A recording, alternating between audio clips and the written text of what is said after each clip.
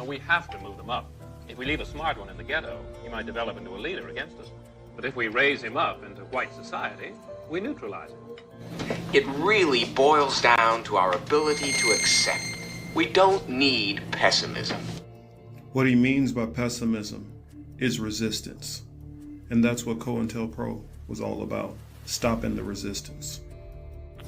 I know you're out there. I can feel you now. I know that you're afraid. You're afraid of us. You're afraid of change. We hide it in plain sight. One of Plato's greatest works was the allegory of the cave. I feel in order to understand the political matrix, we need only to look into this allegory. We first have to open our minds to the possibility everything is not as it seems. That things we've always known to be truth may be lies. For if we can't perceive the lies we've ingested, we can't see the bars on our mental conditioning. For that is how you walk out of the cave and see the political matrix.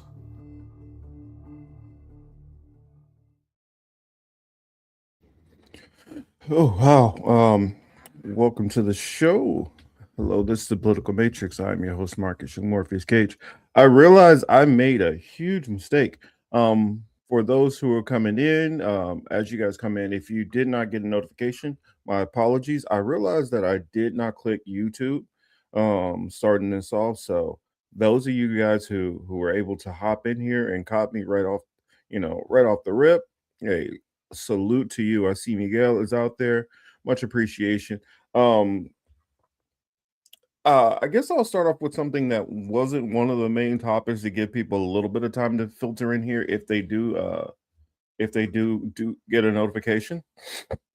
I guess I can at least announce what I'm going to talk about during the show because there's been so many things that have went on this week, and it's kind of weird how so many things that went on have kind of surrounded what seems to me more like Trump just reactionary, overreaction as he typically does. And I've noticed that a lot of the power players around the world are starting to figure, United States is not a reliable partner. At least not currently, maybe in the future, maybe, but I don't even know if that's the case because I feel right now some of the things which Trump is doing is making it very tough for many people to look at the United States as a serious, viable, long-term partner. Because what's to say, okay, you get somebody else who comes in next time around, which they feel is more reasonable to deal with. Well, what if that person gets voted out and you get another person who comes right in and does exactly the same kind of stuff Trump is doing? And so I think that's what's leading to some of these stories and things that I have been seeing that have really caught my attention. And I know some of them may have kind of been, those little quick one hitters they do on the news where they're like, oh, well, in this news, this happened in Bulgaria, stuff like that. And then they get back to, talking about what's going on in Minnesota, which I'm not saying that that's not something that's important. I'm not saying that's not important to talk about. I'm just saying that some of these other things that are going on are extremely important and going to be very impactful, uh, also along with what's going on in Minnesota. Um, so I titled this show since MLK's birthday is what tomorrow, or MLK Day is tomorrow. I think his birthday is actually was it like the 16th or something like that, but um, MLK Day is tomorrow. So I figured at this time right now, with all the social unrest, with the wars and stuff going on, what would MLK think of today? Now, I know there are certain people out there who have various opinions about Martin Luther King, you know, uh, and honestly, it's kind of weird right now. I've seen a weird kind of, I don't know, thing coming from the right, especially from Black conservatives, which their new thing is to attack MLK, which be like, oh, he's such a horrible person and this and that, and I'm like, January 15th, thank you, thank you. But yeah, they're like, oh, he was this and he was that and he was a horrible example for black people. And it's like, what? I, I, I look at it as there's not going to be any kind of public figure that's going to be a perfect example. I mean, if you put the FBI recording everybody, especially most public leaders, you're going to hear a time where, what, maybe they were shitty to their staff and they talked to them in a messed up way. You're going to hear times where maybe they're arguing with their wife and they say some over the top stuff, or husband. You're going to hear times where, you know uh, maybe they're a little harsh on their kids, with their behavior and things like that. Maybe you might even see, oh, wait a minute, there's other things that are bad about this person more than just the kind of random normal stuff which most people live through or encounter, outside of the argument where that person was in the wrong. Some of it might be this person has a gambling debt. You might find out this person acts super pious, but they actually have a drinking problem.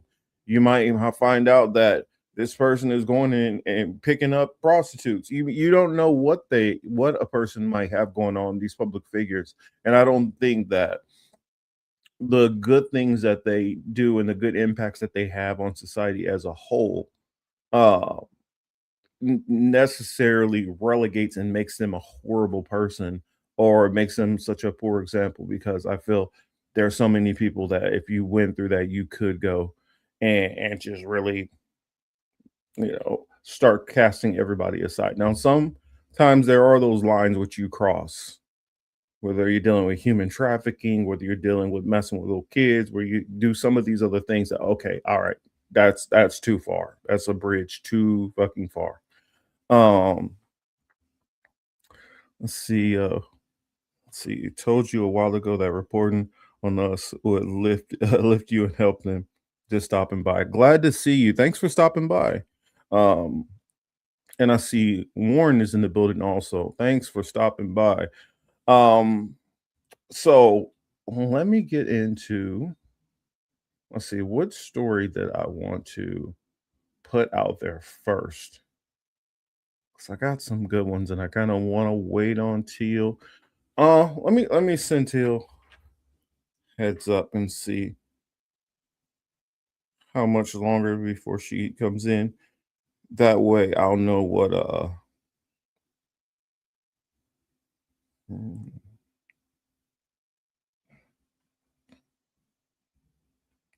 mm,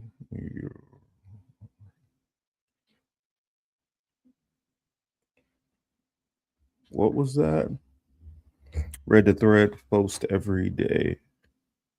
Read the threads post today. Wonder what's in the threads today. Let's see. I don't know if there's anything that happened, first thing this morning that I missed. Of course, please let me know. Um, I don't know. I guess we'll send to me anything that you see that's urgent that I need to be talking about. But I do have a bunch of clips of different things that I saw, and so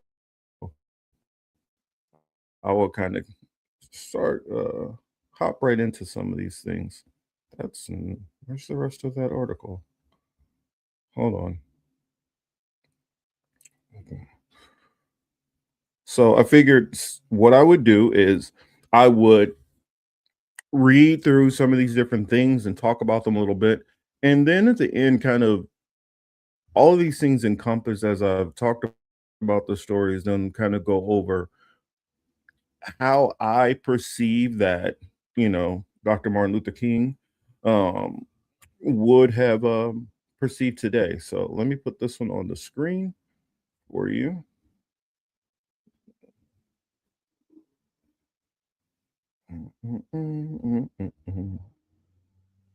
Jackie, good to see you. Let's see here. Let's see.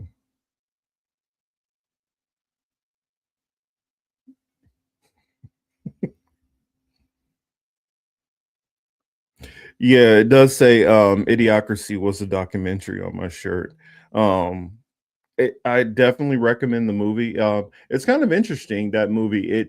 Um, one of the things that's in that movie that actually became a real life reality is the most popular shoe in there is Crocs. And everybody wears Crocs in that movie.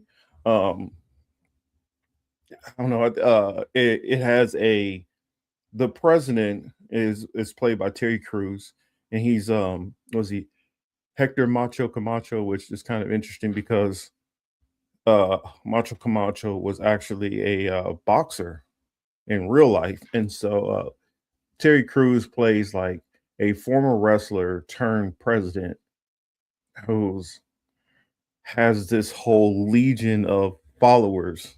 And honestly, it's not even just his legion of followers. At that point in the movie, like the whole populace is kind of just dumb. So I do highly recommend, and I can see how like how they're explained out in the beginning how the population became dumb. I could see it seems a little bit too close to home, as you would say. It seems very realistic. Um, let's see. Oh, that's right. So of course we all know the whole the Nicole Renee Good, or I'm not sure if it's Renee Nicole Good situation, and all the different protests that it sparked. Um, and Minnesota, they've just had incident after incident that's been going on up there. And so, why is it? Let's see. All right. All the commercials on here. Sorry about that. All the advertisements, or as the Brits would say, advertisements. Um, Governor Walz mobilizes Minnesota National Guard amid heated protests, and says, "Here's here's how to spot the difference between ICE and Border Patrol agents." I don't think it really matters. It doesn't matter when somebody's infringing on your rights, I would say.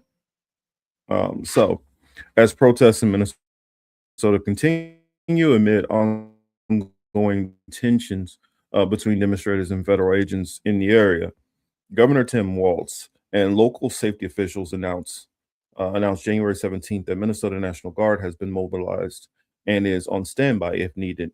In a February post, January 17th, the Minnesota Department of Public Safety said that at Governor Walz's direction, the Minnesota National Guard was mobilized and was staging to support local law enforcement and emergency management agencies. Now, I heard it reported out before this that the Trump administration had already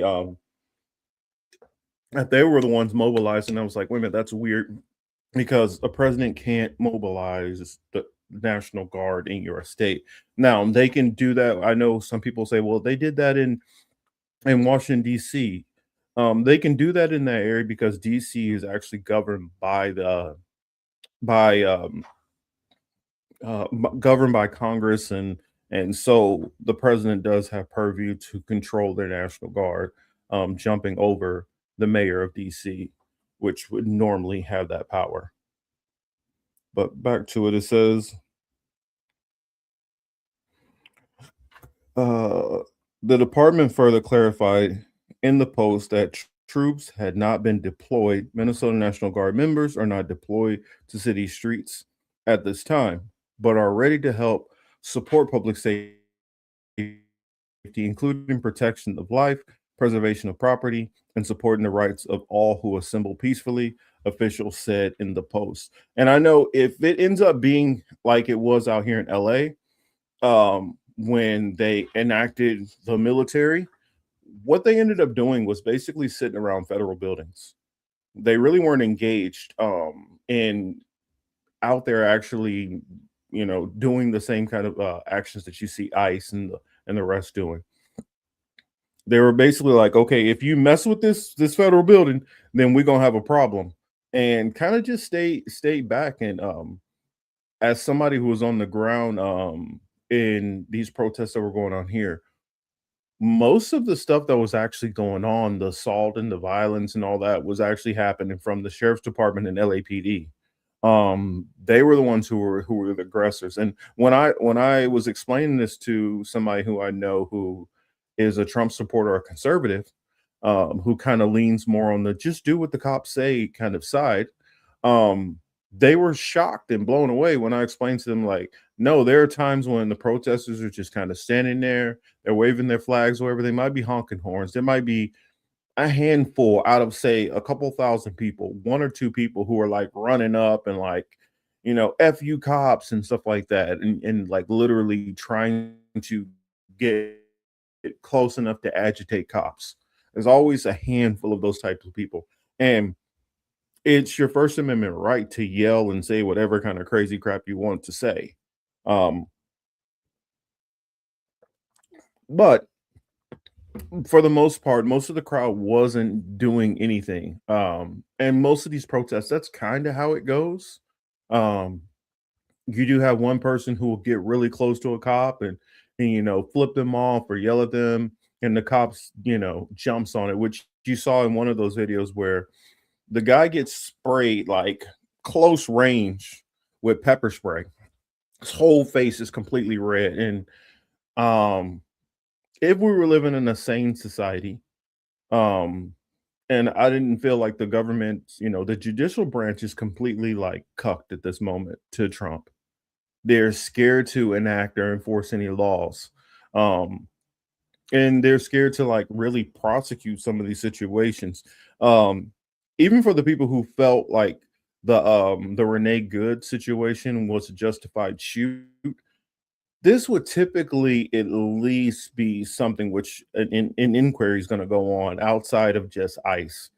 Local law enforcement would have probably at least investigated this. I mean, but the fact that they're not even going to touch it, it it shows just a difference of what's going on, and it shows kind of a lack of spine within what's going on right now throughout the different branches, how they're afraid to kind of go after Trump.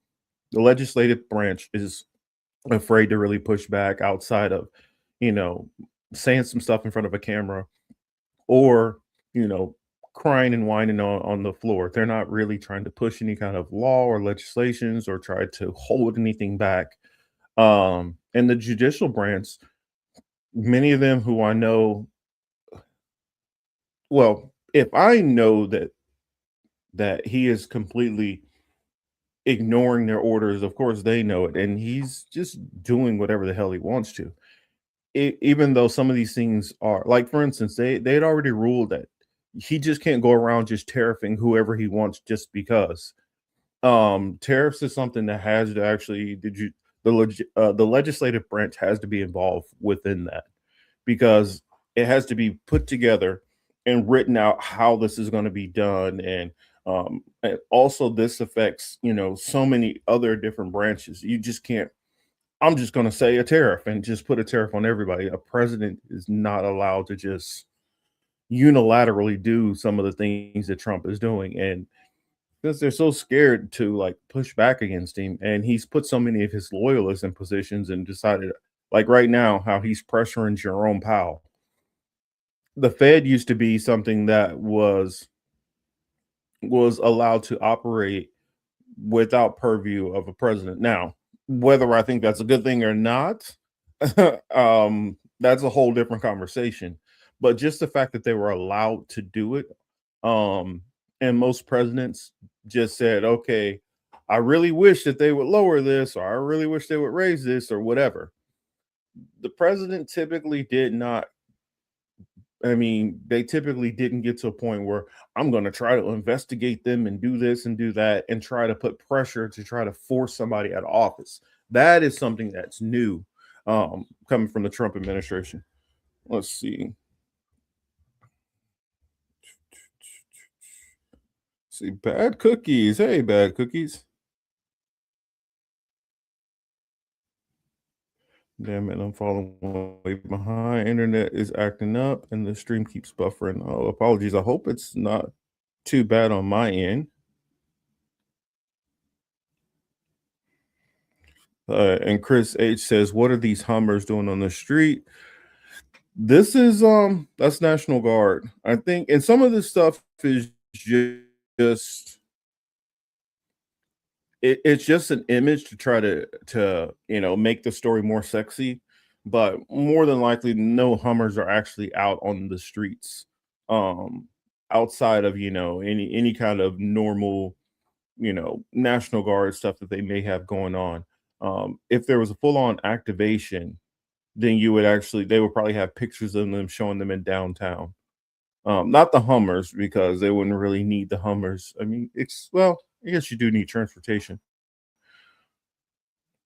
And Chris H says, "Yo, FBAs are in a bad way. They're failing to understand this current moment with ICE craziness." Mm, I don't know. I listen to so many people, and I tend to kind of get a little. I don't know. It's just surreal listening to kind of where FBAs are right now on a lot of these things, especially when I've seen videos where they have whole entire sales for Americans.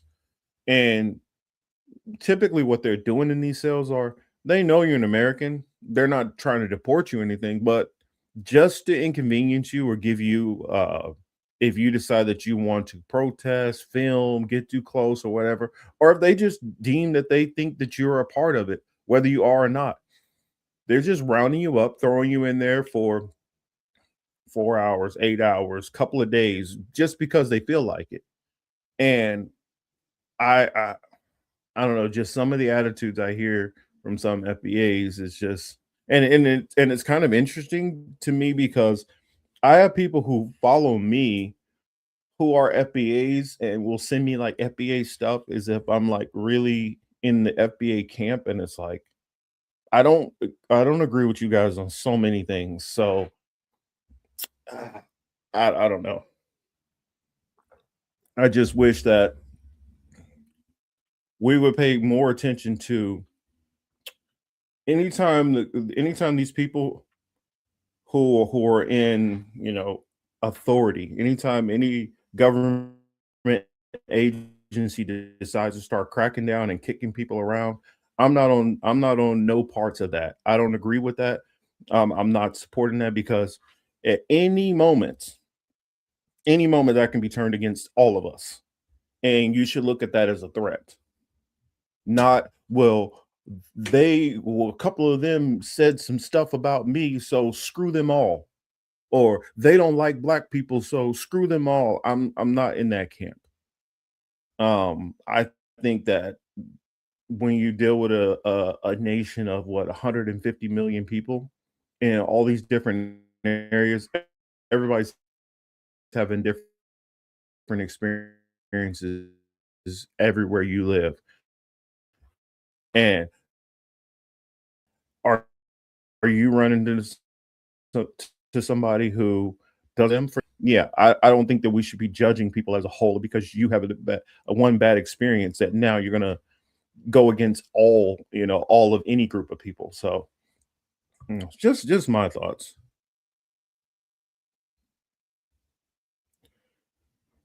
Let's see. Wonder if MLK would be marching in the same way.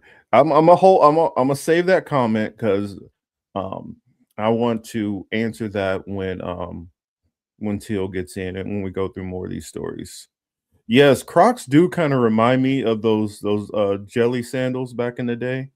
Um they were hugely popular. A lot of people wore them, well, mostly women, but now Crocs seems like they're universal. I first noticed the Crocs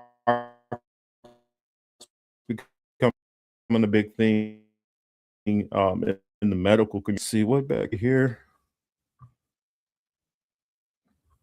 I said I would hate to say it, but MLK would not have the movement today that he had in the past.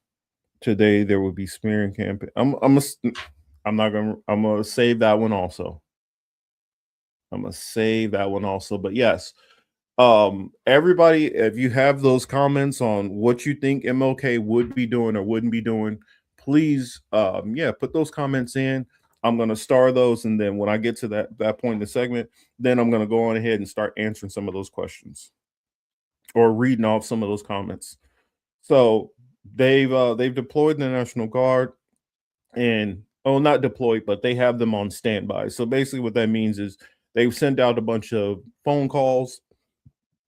Excuse me. They sent out a bunch of phone calls to people and told them, say, hey, have your gear and everything ready. You may get a call to kind of come in. And for those that don't know, a lot of time um, when you're talking about the National Guard or whatever, they are mostly local people. So it might be somebody that you work with that you never know that, okay, well, 1 weekend a month and 2 weeks out of the year, they're military.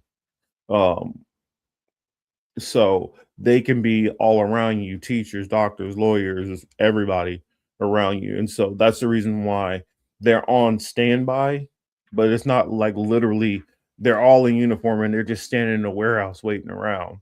I mean, they might have some as a ready, ready group, but they basically just sent out a notification. Let's see. Here, I can close that one. And I want to move on to more of these other topics. Because I actually saved a ton of different videos um that I wanted to read off. Still continuing on this whole immigration thing. US to suspend immigrant visas from 75 countries over public assistance concerns. So it says the State Department Wednesday, uh, sorry, short on sleep. So when I get reading, I start fumbling a little bit. But the State Department said Wednesday it will suspend the processing of immigrant visas from citizens of 75 countries, including Afghanistan, Iran, Russia, and Somalia, whose nationals the Trump administration has deemed likely to require public assistance while living in the United States. Pretty sure there's other reasons, but we'll continue. The State Department, led by Secretary of State Marco Rubio, said it had been instructed consular offices to halt immigrant visa applications from the countries affected in accordance with a broader order issued in November that tightened rules around potential immigrants who might become public charges in the U.S. This sounds like this is all tied to the whole Somalia scamming thing, which that would be something that I don't know. It all sounds a little fishy to me. Do you have people who scam the system? Yes. Are you, but to say, you know what, 75 countries, we're going to stop immigration. We're going to not process any of the immigration requests from these 75 countries because we've ran into a situation where we're finding some scamming with benefits and stuff from a portion of one of the groups of these countries. Like, okay, they found some Somalis who are committing fraud. I think if you look throughout every group of immigrants and every group of Americans, you're going to find a certain amount of fraud that's going on. It's human nature. Some people, if they find I guess what, a hole in the system or a cheat, most people are going to find, I'm not going to say most people, but there's a certain contingent of people, no matter race, creed, whatever, who are going to take advantage. So I think it's kind of a little there's more going on to this. The step builds on earlier immigration and travel bans by the Trump administration on nearly 40 countries and is part of President Trump's ongoing efforts to tighten U.S. entry standards for foreigners. That's what I'm saying. Trump tried this before with the travel ban and multiple travel bans. And what he did the first time is he didn't really give a rationale for it. But right now, with this whole Somali situation, this is giving them a reason to say, well, this is why we can't have these people coming in, because we have to worry about fraud, waste, and abuse on the system. And we have a perfect case point of Somalis right now where we're showing actual real fraud that we can prove. So therefore, let's not let anybody from any of these countries. And if you notice, where the countries from. Hopefully, this article has in here the countries in particular. But I remember seeing a map of all the countries that they're not allowing in and the countries that they are allowing in, and it's interesting because I if you look into many different groups and you start looking at it, it's not based on, oh, if you're from this country, you're more likely to commit fraud. Never mind. Let me just continue. The Trump administration is bringing an end to the abuse of American immigration system by those who would extract wealth from the American people, the department said in a statement. Immigrant visa processing from these 75 countries will be paused while the State Department reassess immigration processing procedures to prevent the entry of foreign nationals who would take welfare and public benefits. Which, if you really look at the numbers, the percentage that even try to apply for any of these benefits is very minuscule. And this is something where I guess somebody had brought up about FBAs earlier. This is something that the FBAs were real big on, especially if you saw on TikTok that they were claiming, oh, well, you got all these immigrants getting all this money and checks. And when you really look into it, you find out that's not what you think it is. Um, but and even in the cases where you can find that they are getting said monies, it's legally appropriated through whatever different programs, and depending on what your status is, because there's multiple different ways that you are processed in. You might be coming in under a visa, you might be coming in trying to go through green card status, you might be going through refugee status, you might be going through some kind of temporary visa where you're coming in as a seasonal worker, you might be coming in under only for school. So there's all these different applications, and it looks like they're just going to put a freeze on all of it. The suspension, which will begin January 21st, will not apply to applicants seeking non-immigrant visas or temporary tourist or business visas, who make up the vast majority of visa seekers.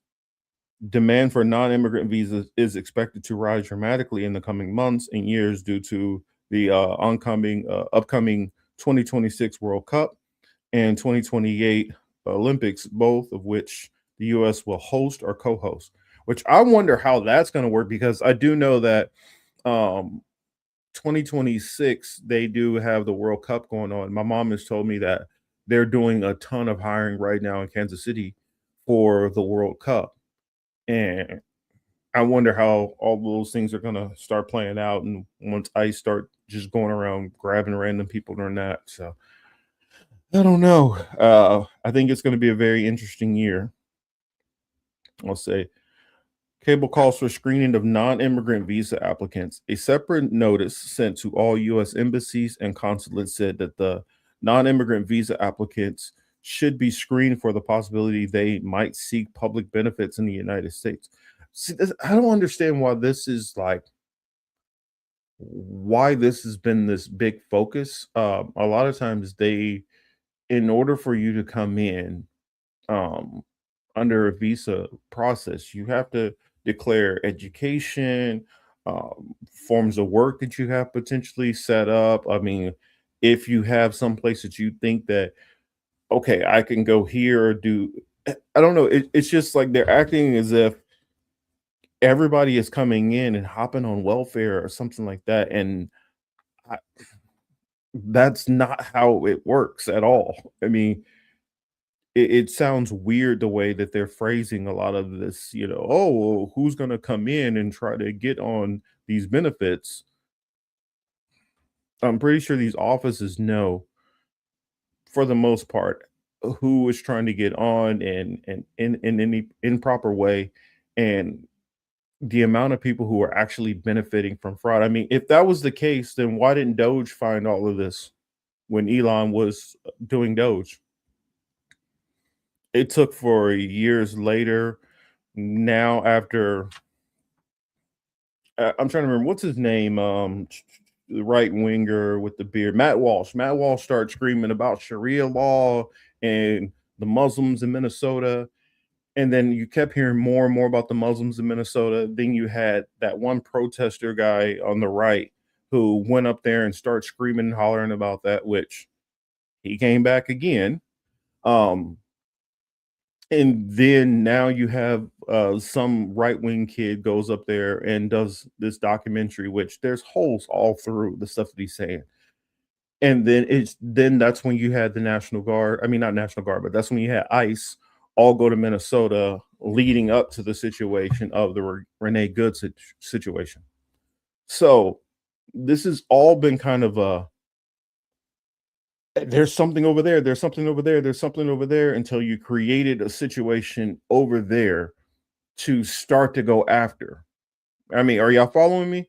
It really seems like it's this all started back with Matt Walsh complaining about it. And if you take it even a couple of steps before that, the Matt Walsh complaining about the whole Muslims and Somalis and Sharia law and all that came because Nick Fuentes kept attacking him about not going after another group of people who were being very influential with the president.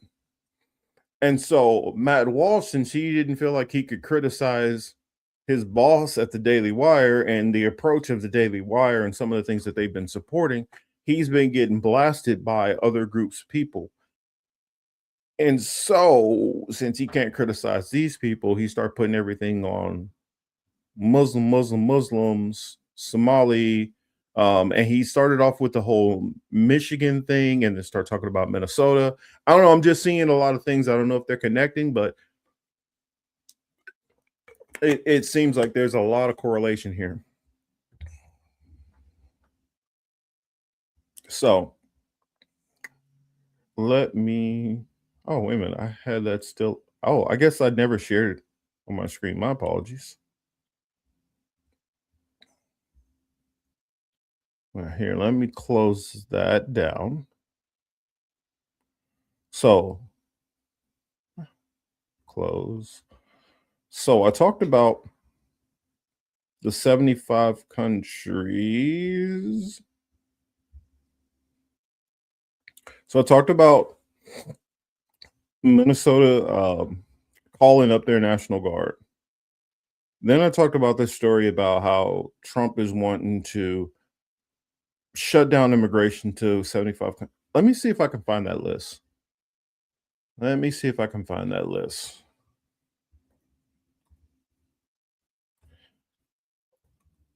Because you will notice an interesting.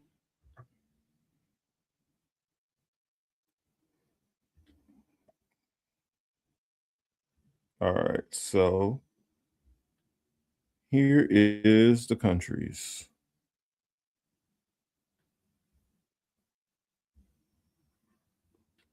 So Afghanistan, Albania, Algeria, Antigua and Barbuda, Armenia, Azerbaijan, Bahamas, Bangladesh, Barbados, Belarus, Belize, Bhutan, Bosnia Herzegovina, Brazil, Myanmar, Cambodia, Cameroon, Cape Verde, Colombia, Cote d'Ivoire, Cuba, Dominican Republic of Congo, Democratic Republic of Congo, Dominica, Egypt, Eritrea, Ethiopia, Fiji, the Gambia, Georgia, Ghana, Grenada, Guatemala, Guinea, Haiti, Iran, Iraq, Jamaica, Jordan, Kazakhstan, Kosovo, Kuwait, Kyrgyzstan, Laos, Lebanon, Liberia,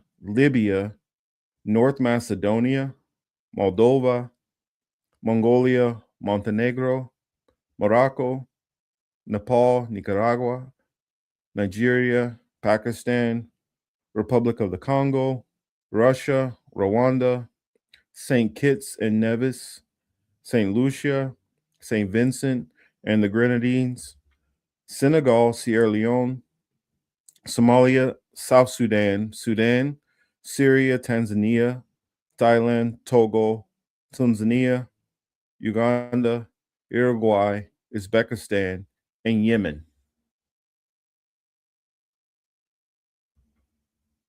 That is a lot of countries. One thing that I notice is not one single country on this list is considered part of what was it? The Western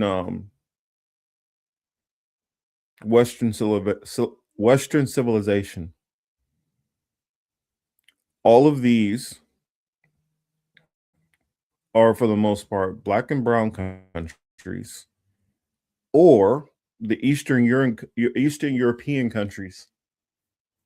And I would say probably half of those Eastern European countries are Muslim countries. Now, because he gave a rationale, even though I consider it a flimsy rationale, he's going to be able to get away with this. And I think that it's going to dramatically affect a lot of people. And I think it's going to continue to affect, I think it's going to continue to affect the economy and things like that. So let's go to, this.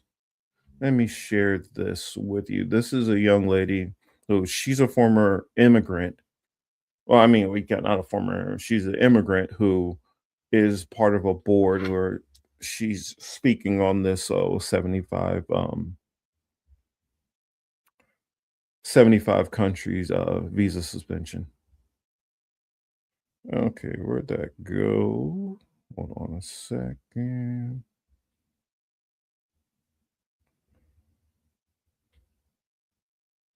Oh, wrong button.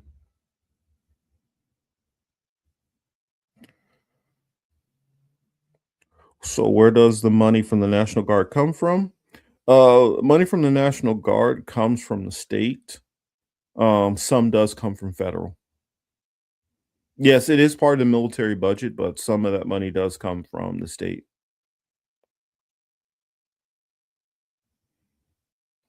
Let's see, that's share.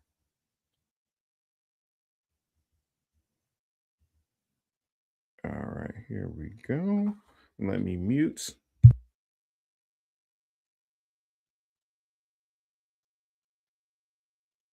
We're going to lose people who come in here, hard workers who are ready to get any job, any entry job. So we're losing that part of the community. The United States will stop issuing immigrant visas from 75 countries next week. Among the list of countries are Russia, Somalia, Haiti, Jamaica, and Iran. The news devastating Portland leaders who work closely with these communities. The way we're breaking family ties, this is very frustrating and this is very sad. Olga Sherfanchenko is on the board of directors for the Community Pulse Association, a nonprofit that supports immigrants from Eastern European countries. She immigrated herself more than 20 years ago and said this pause is a mistake. Immigration is not cheap, and to pay for even single person to invite, like to my sister, it's a lot of money, from the filing fee to paying the attorneys. And if it stops the process, it means we lost it. We lost it, and we know we have no hope. She believes immigrants are a part of the fabric of America and says this will remove a part of that fabric. For right now, we just have to accept it is what it is and see what is a new day will bring to us. Yep, it is what it is. No truer words have been spoken. And I mean, I get her perspective on it, but because it is something that's more personal, her being that she immigrated. But this is the one thing which I think is not focused on. Like, for instance, with the whole I remember, what was that, Michigan, or the place where they had a lot of where they had the Haitian immigrants, where Trump was saying they're eating the cats and dogs. That country, I mean that state, the reason why they had a bunch of those Haitian immigrants there is because they had specific visas for them to come in.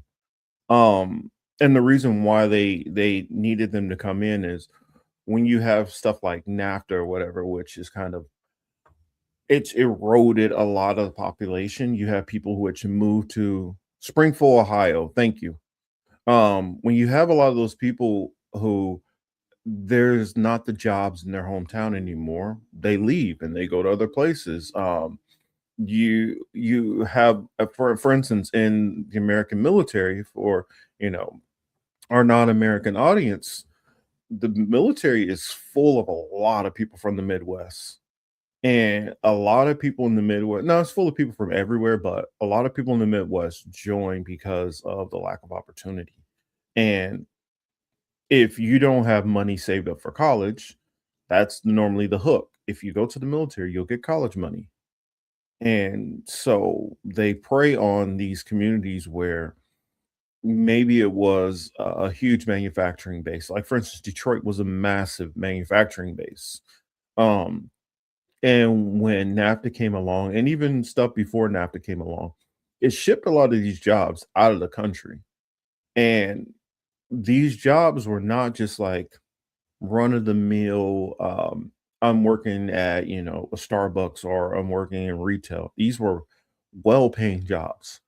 And so what it did is it really tanked the community. And so if you wanted to try to have you know, if you wanted to try to build a life where you can have a wife and kids and a house and yard and all that, you had to seek out another place to move to. And I remember even back in the day, you had a lot of people I remember in the was it mid 90s when tons of people from everywhere were moving to Atlanta. And Atlanta was that opportunity. I think part of it did have to do with the Olympics moving there. I'm not moving there, but the Olympics being in the US for 96 and Atlanta being where a lot of the major events were being held, it brought a lot of business and a lot of attention to Atlanta. And it helped build up. And so you had people who were moving there to try to capture these jobs where they can make a little bit more money and actually, build for their family or put money aside for their family. And so you had a lot of the Midwest and farm towns, a lot of Midwestern farming and stuff like that has went under because of the factory farms. And so when you don't have much opportunity, most people just go to the military. And so what they have is the town is trying to keep itself afloat and they need low wage workers. A lot of Americans are like, why am I going to go bust my ass to go do this job making hardly anything?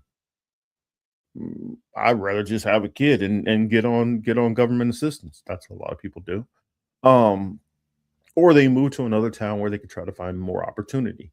And since these places were so far, I mean, since these places did not have the opportunity, they were losing the amount of workers. And so, since these places have been held afloat on kind of low wage, low skilled jobs, they basically had to get visas to come in. I mean, it's the same thing which you saw, which I remember when I was living in Florida. In Georgia, what was going on is they had a bunch of people who would not work any of like the field jobs. And I mean, like picking fruits and vegetables and things like that.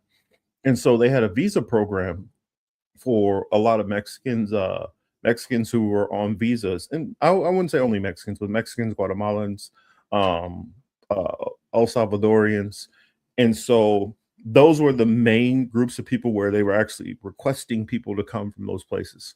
Well, I think it was what Governor Kemp or whatever. When he came in, he was like, "Nah, we need to stop this. We need to kick all these immigrants out." And when he did that and he forced all those immigrants out, what happened is all those farmers who voted for these very same policies started going under because they couldn't find work. They couldn't find workers who were going to come and pick their fruits. They thought, well, we don't need them. We got plenty of people around who will come and get these jobs. Well, no, you're not going to find a whole lot of people who want to go sit out in the hot sun during the summer or in the spring and summer picking vegetables in what 90% humidity, 95-degree weather for like $8 an hour, $9 an hour. But you have people which are coming from other countries who they might be in a worse off situation. And for them, they're like, you know what? That might suck, but that can help get me some money to be able to help provide for my family or get me out of this crazy chaotic situation. So what happened is once they pull that and they start yanking those people away, all this fruit was just dying like crazy. Fruits and vegetables were dying like crazy, and these farmers start going under. And secretly, what they did in Georgia is they went back and reinstated some little visa program, like, hey, no, you guys can come back. You guys can come back. That's the same thing which they did in South Florida with this whole, a lot of the workers weren't coming to work because they were in fear of ICE raids and stuff.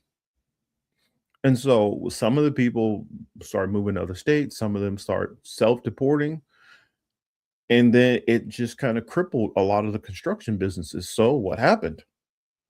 Well, secretly they were like, hey, I mean, I know what we said, but come back under the table.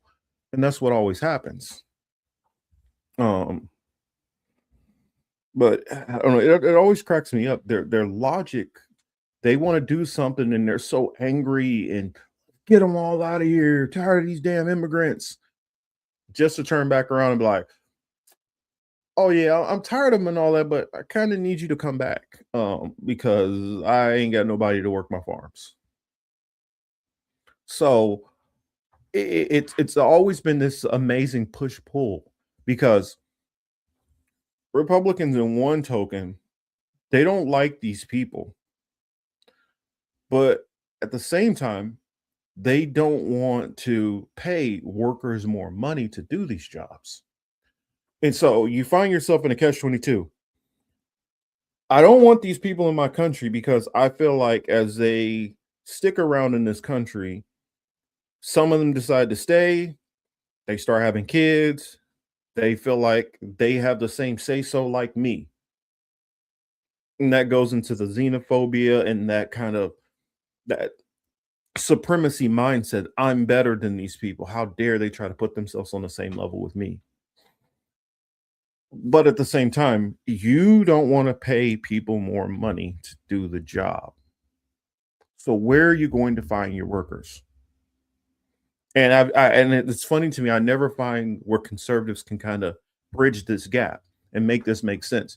I remember we covered it a while back about some of these little businesses they tried to put out, like thinking that black people were going to be the ones who are going to kind of come and work their farms for this low amount of money. And I'm like, you do realize like most black people that are gainfully employed are already making either roughly that or more.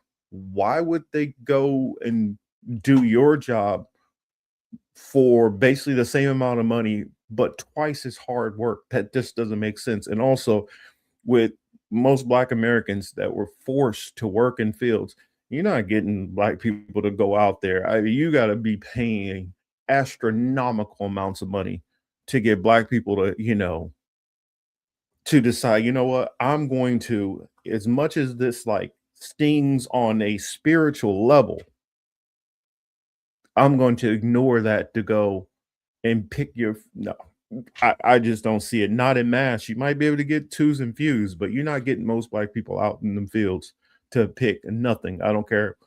Oh, and another thing is there, even if you did pay a little bit more money, you don't plan on paying benefits. You don't plan on giving vacation time. You don't plan on doing all those things that many Black people can get with just any other job. So I don't know. It's just interesting. Let's see, what is that? I remember watching a clip they giving about 2,000 to a church, and the preacher was berating her for not giving. Oh yeah, that's funny video.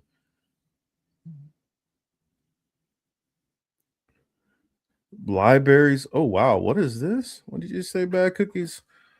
I saw libraries in Milwaukee be sold to build condos. So schools become privatized and got worse. Milwaukee is going corporate so badly, but it's working. Lots of yuppies now. Well, I mean, I saw a lot of that starting to happen under what was his name? Scott Walker. Once he became the governor of Wisconsin, a lot of things went very differently. Yes, hypocrites always show their ass in the end.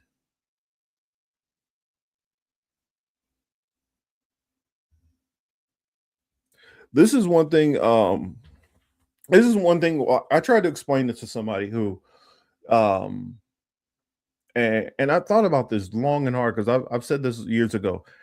They don't really want to stop immigration. I mean, illegal immigration or regular immigration or visas at all. They don't really want to do it. This is something they say to infuriate the right to get them to the polls. This is all it is, because I can tell you exactly how to stop immigration overnight. If that was the real goal. Because here's the thing, whether I want to do something or not, I could tell you how to get this thing done. Whether I can do it myself, this is not, I mean, I can't do everything, but I could tell you if they really wanted to stop immigration, I could give you the blueprint on how to stop immigration overnight. Now, you got to deal with the consequences of what happens when you stop that immigration. But this is all you would have to do. You would say every company who hires somebody who is undocumented, doesn't have proper paperwork, will get a $10,000 fine per employee each time they're caught. So imagine a company who has 10 undocumented employees. That's 100,000 right there. You think if they had to sit there and keep, and this isn't, you can't write this off to the government. 10,000, 10,000, 10,000, 10,000, 10,000, 10,000. You'd see how fast that would be over. And if you wanted to take it an extra step to just make sure, say, no, you need to have a social security card, even to lease an apartment. It would end overnight. But they're not going to do that because that's not what they want. What they actually want is they prefer the cheap labor so corporations can keep wages low. If you don't have undocumented labor, wages start to go up. Then they got to pay us more. They don't want to do that. And so what they do is they bring in undocumented people so that they can exploit them and pay them less. Then they can turn around and have you pissed off at them because they're the reason why you're not getting paid. Well, they're the reason why you're not getting paid as much. It's completely engineered by these corporations, and the very same corporations who are doing this and setting this whole dichotomy up are the same ones who are funding the politicians to ensure that it works this way. And so this is all a hustle. Like for instance, Obama deported way more people than Trump and Biden combined. That's what I'm saying. Even if you wanted to actually deport people, you don't have to show up, like SWAT teams and beating in windows and all that. You literally could just show right up and say, hey, here's your paperwork. You're coming with me. But this whole shock and awe makes people more resistant to coming in. And the reason why they're doing the shock and awe, honestly, I do think there is somebody who does really want to get them away, but I think he's stupid. Stephen Miller, I think he's an idiot. But at the same time, on top of him being an idiot, he's fine with doing it this way because he has a hatred for immigrants. And I would say a hatred for Hispanic immigrants in particular. If you look back to this kid growing up, he grew up in California, an area where there's a heavy amount of Hispanic immigrants, and he despised them. He felt like they were the scum of the earth and they were making California into a hellscape. When you're a racist person like he is, that's how you see things. So his goal is not to just deport them. He wants to cause pain. He wants to cause suffering. He wants to inflict harm. That's his goal. That's the reason why they're doing it the way they're doing, because Obama deported way more people without doing any of this. There'd be some times where you go to your court proceeding and they say, well, I'm sorry, on this case, stamp denied. You have this much time to get your stuff together and leave and report to here, or they'll just detain you right then and there, give you your plane tickets and all that, and you're gone. Very rarely did Obama run around kicking in doors and doing all this crap, which they're doing. Now, they did it for the people which were considered violent criminals, but you don't have to do things the way they're doing it. And they're doing it, the whole fear tactic is the point.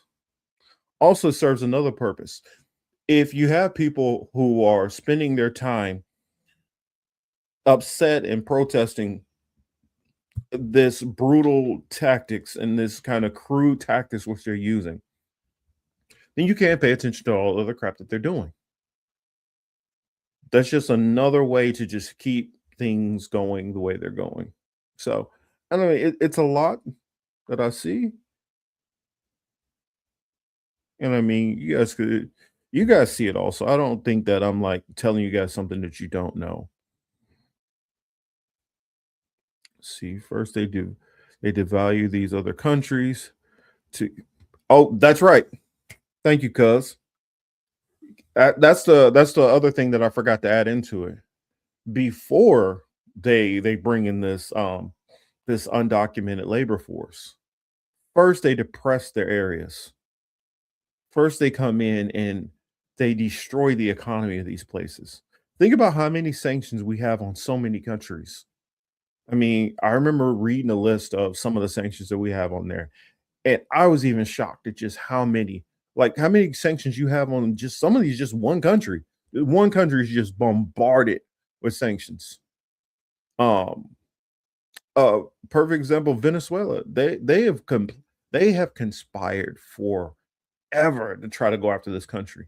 And for one, it's pretty simple. It's pretty simple why they're going after them. They've been going after the oil there for the longest. And the reason why is because you have billionaires, oil billionaires, who have wanted in Venezuela probably since before I was born. And they feel like they finally got their opportunity. They finally got a leg in the door to do it.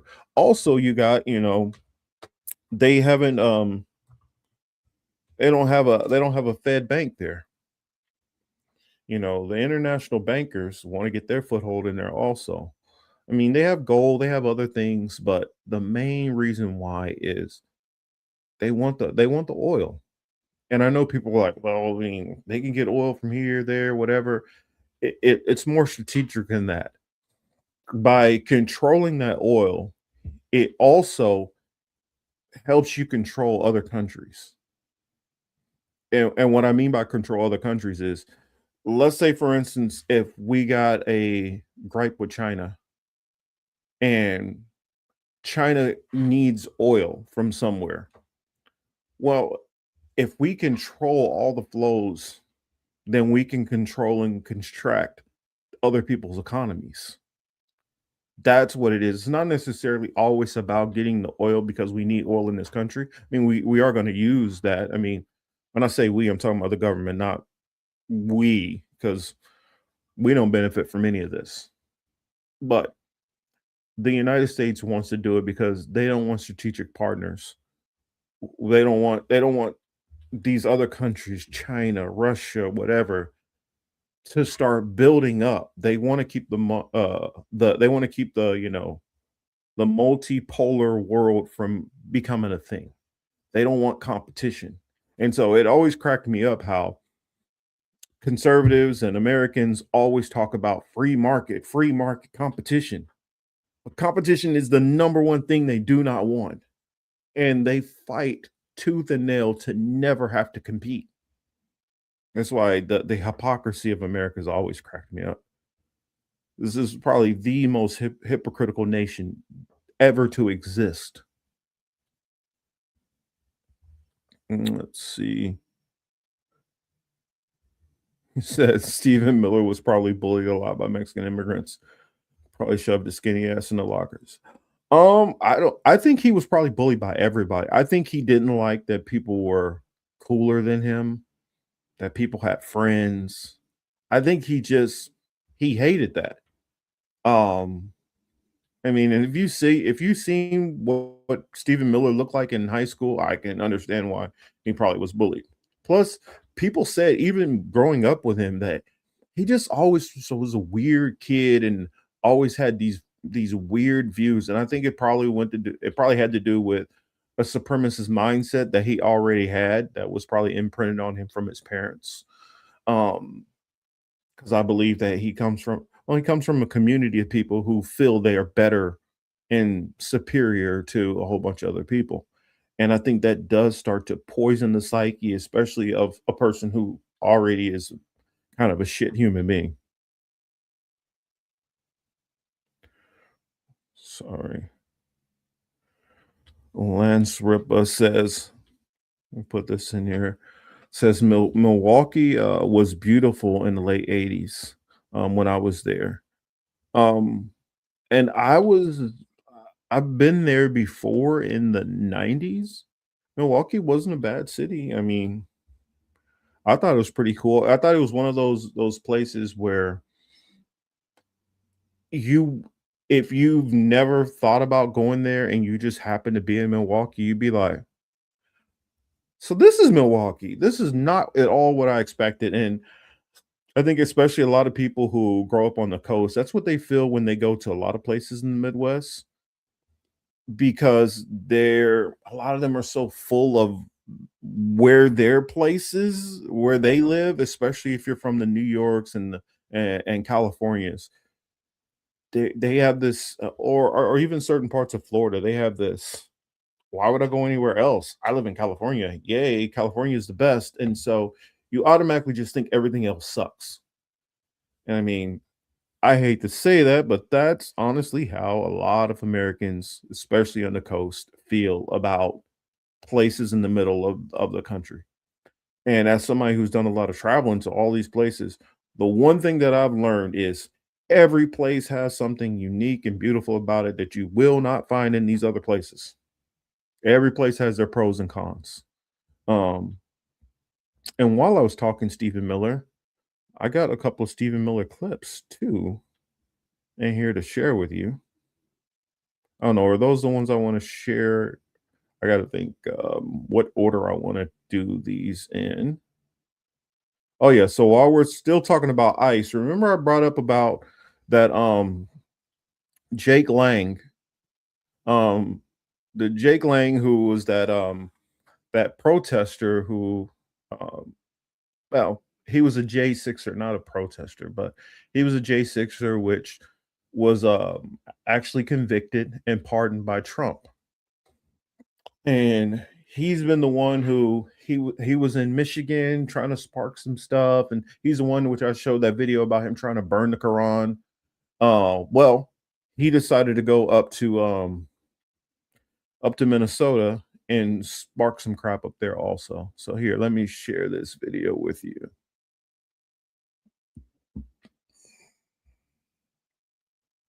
Oh wow, where'd my comments go? Okay, so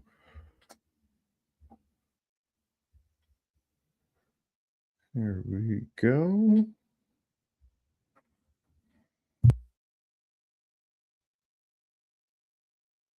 Shit. That is some shit that is so powerful. Sorry, I guess it's probably at the back of this video, but let me see if I can get it to restart.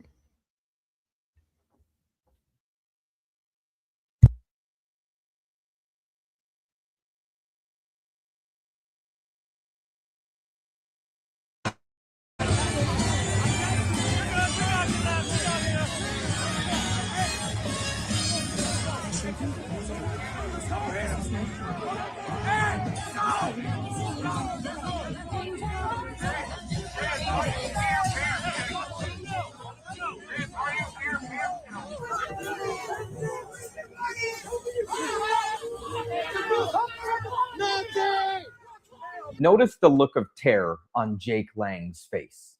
And as he's escorted to safety, he looks like a submissive dog.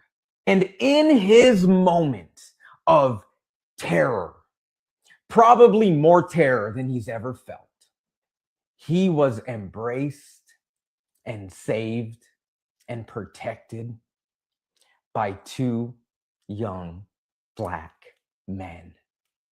Shit makes me a little emotional.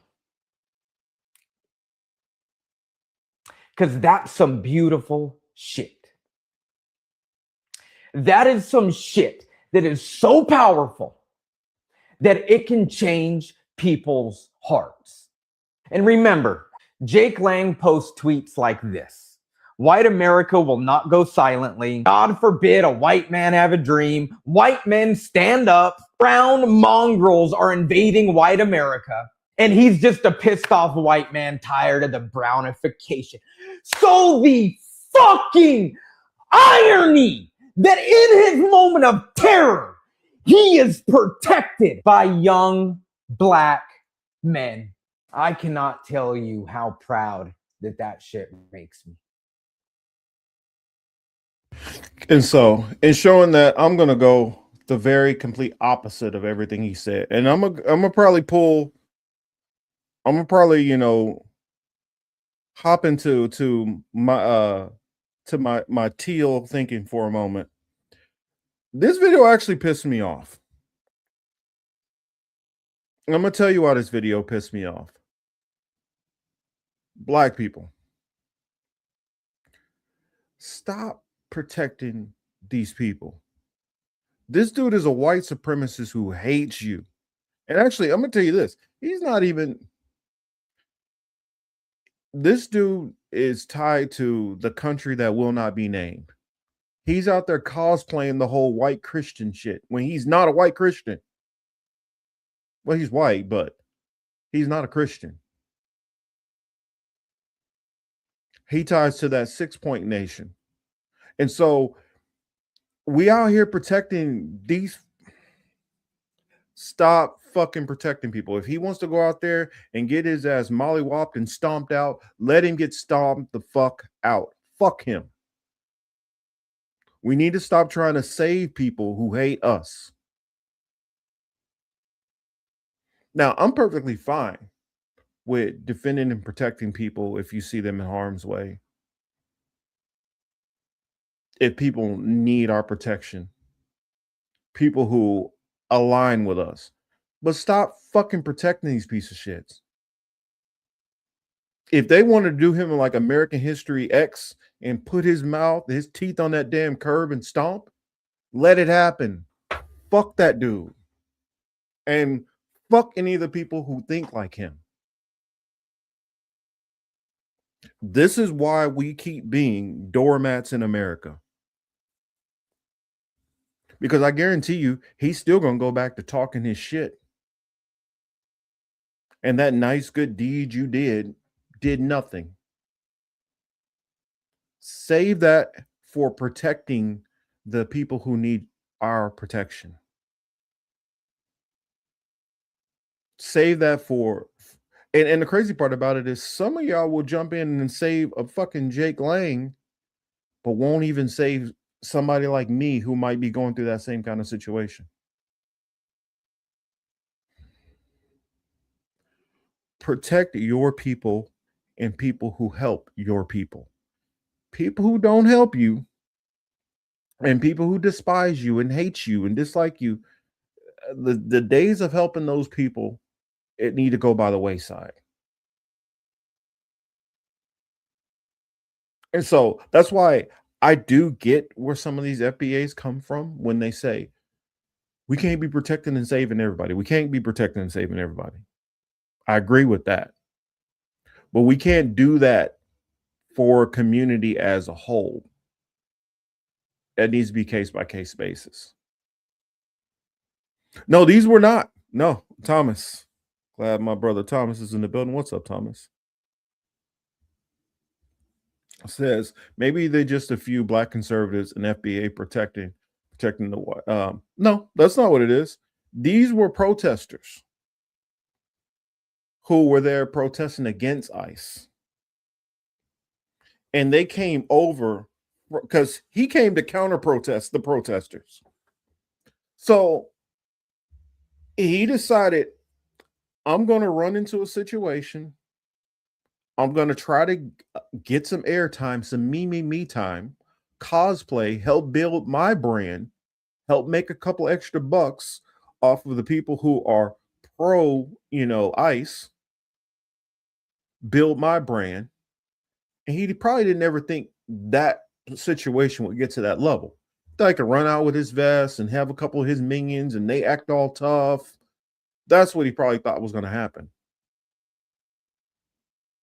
I highly doubt he thought he was going to see a situation where he was going to be a victim. But here's the thing. You walked yourself into that situation. I can't walk into a situation with 10 dudes who say they want to beat the shit out of me and then be surprised when I'm getting the shit kicked out of myself. He walked into that situation. Conservatives all the time will talk about how the left is so violent and so dangerous. So why the fuck are you going in there with a handful of people to try to antagonize them? And I was always taught consequences for actions. If I sit there and pick up something hot with my hands, I can't be surprised when it burns me. I can't be mad when it burns me. I did that to myself. Jake Lang put himself in that situation, and therefore that situation was his fault. What happened, what he had coming to him. I mean, I can't remember which comedian said this, but we need to get to a point where we start taking the labels off of shit. Survival of the fittest. If you don't realize you probably shouldn't eat paint because there's lead in there, it could kill you, then oh well. We need to take the labels off some of the shit. We need to let dumb people get the consequences that come to dumb people. Because obviously we have a surplus of idiots roaming around these streets. And I don't know what's the best way to weed them out. But how about I can't remember who said this, but they were like, when your enemy is making mistakes, don't stop them. Allow your enemy to make the mistakes. Allow them to do themselves in. Stop trying to save them. So that's my thoughts on it. Oh, perfect example. Where was that at? Oh, thank you. Where's that at? Says, isn't it the same thing with Kyle Rittenhouse? Kyle Rittenhouse went armed to defend property from radical leftists. Exactly. Kyle Rittenhouse put all his stuff in his car, crossed state lines to drive over and to get involved in some other people's business.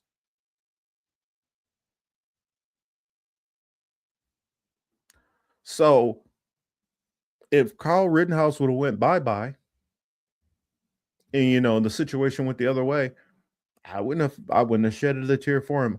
I wish that if you're going to go after somebody with a gun, you're going to be a little bit smarter in the situation for the people who, the people he was engaged with. I'll say that.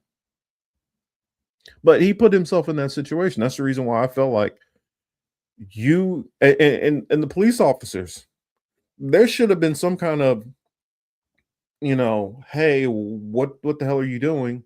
Nobody told you to get out here and start roaming around acting like you're a cop. And if you saw the videos, the cops literally gave them free reign to do all that crap. So the cops are just as liable for that situation. But that's the reason why he got off, because they're going to protect and circle the wagons.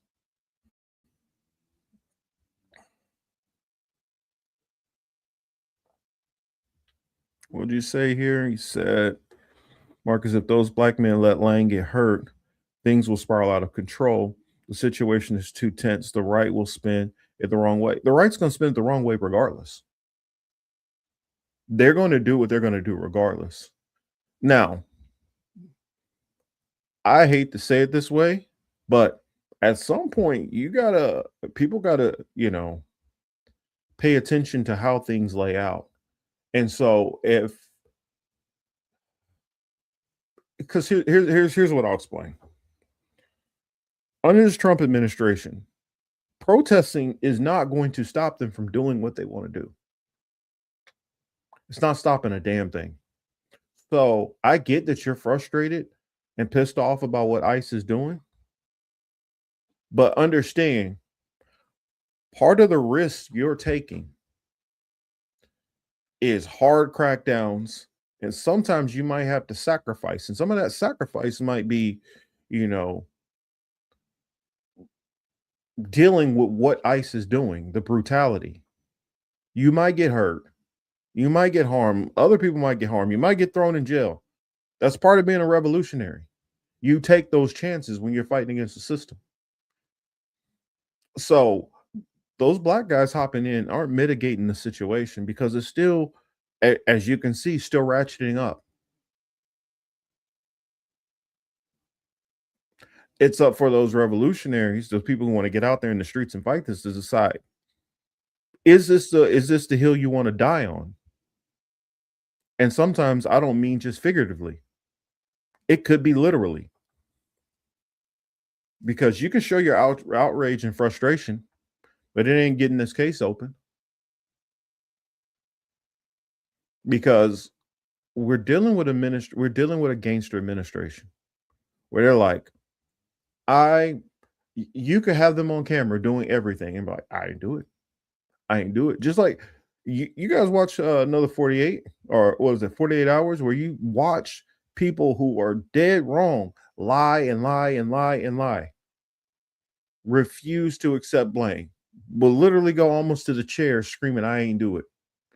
This is the type of people we're dealing with. Trump will not give on anything, and his people are not allowed to give on anything. So they're just going to fabricate reasons to go after you, even if whether they have the reason or not. So us trying to protect this from saving from this getting worse, we got to stop having that guardian angel spirit.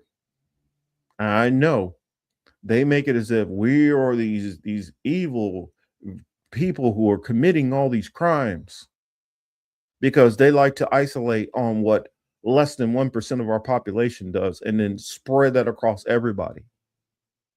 And that's just because they're racist. That's what they're going to do. Every group of people, at least 1% of their populations out there that are degenerates and criminals, liars, thieves. 1% of everybody's population does that.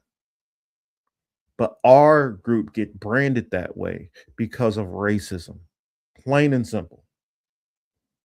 And if you notice the numbers of the protests, the numbers of the protests in general are mostly white people. If you look at this situation, white people are the only people who can deal with this situation because it's a situation they created.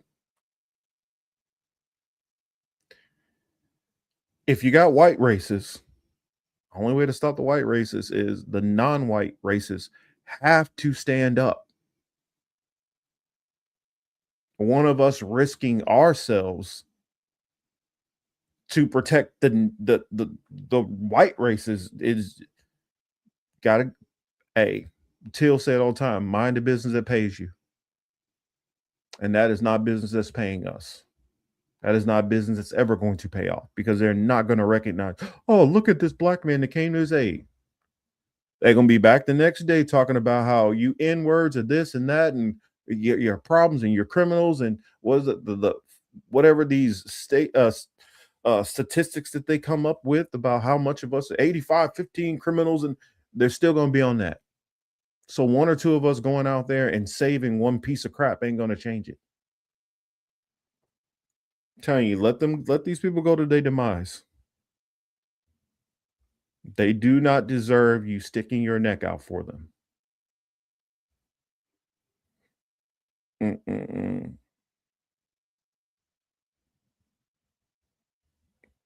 So that's my thoughts on that.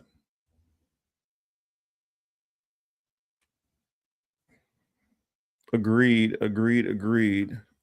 Peace stuff. And welcome Welcome, Peace Stuff.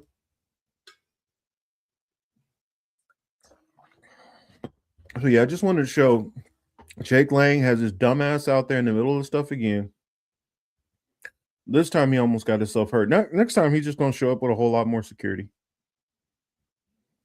Hell, he might even stage something the next time. I wouldn't be surprised if he stages a black guy to do something to him next time to therefore cause us a problem. Keep in mind, while he's there, the people who he's complaining about are Somalians, mostly black people. And I know the FBA is gonna be like, well, delineate, they not our people. When it come down to it, do you think these white supremacists see a difference? You think that they're not just snatching up some of these black people who they think are Somalians or Haitians or Jamaicans or Dominicans or whatever? It ain't gonna save a racist from coming after you. So that's all I want to say. It's not gonna save that situation. And so while you're so like, yeah, get them Somalians, be careful. Because that shit can come after you. Just like some of those people who they have a problem with them. Oh, they're just going after the criminal Hispanics. You know, when they start snatching up, when they start snatching up Native Americans and stuff like that, what now? I mean, because to them, they don't see no difference. When they start snatching up Puerto Ricans who are American citizens, when they start snatching up people from the Philippines and Guam who some of them were part of the United States while it was a Commonwealth and therefore are citizens. What about the people who came in who are citizens? They don't give a damn. So gotta sit there. Yeah, I think Lang in general, I really think that he's completely astroturf, and he is meant to come in and cause division. That is his goal. Like I believe he is solely working for one country that he cares about. One country is first, and it definitely in America.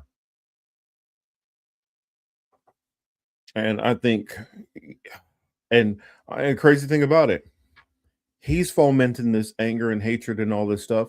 So is Stephen Miller. Ain't they part of the same tribe? I mean, we gotta pay attention to what the hell's going on.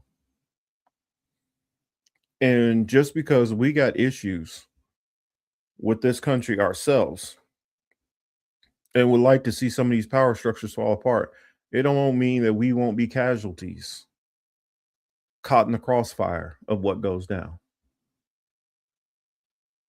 So that's what I'm saying. Keep your head on a swivel. Yeah, you're right. He does want martial law, and he gonna find a way to do it, even if it's like those protests that were happening during the George Floyd ones, where bricks just magically show up. Because for the right, how they see it is, there's always Fed agitators when it's anything the right does. January 6th, those are Feds involved. But when it comes to people on the left or black people or whatever, it's never Feds involved. Never. Just know if they want the situation, they will definitely make the situation happen. Yeah. No, I think that they intentionally are going to turn up. They're going to turn the situation up regardless. Okay, got laying out and temporarily kept things down. It's coming anyway. Let me read this one. It says superiority complex, entitlement, Christian fundamentalism, privilege is exactly breaking down moral fabric, mental well-being, family structure, and education of many white conservative families. I mean, there's this one, I don't know how it got in my feed or whatever, but I ran across this one lady who she's like a 50-something-year-old white woman who grew up as, I guess, a Mormon, and was talking about how she didn't realize how her Mormon upbringing was turning her into a white supremacist and how it raised her into being a white supremacist. And I believe white Christianity, for the most part, I would say it's easily a 70-30 split, is probably raising 70% of them to be white supremacists. Some hardcore out in the open, some it's kind of just more, you know, they don't even, it's a kind of an unconscious racist thing. And what I mean by unconscious is that all the white people, all the people in the Bible are white people, and black people had no impactful thing, and we're side characters. And even if there's no outright hatred, the fact that you seeing us as a side character puts us down here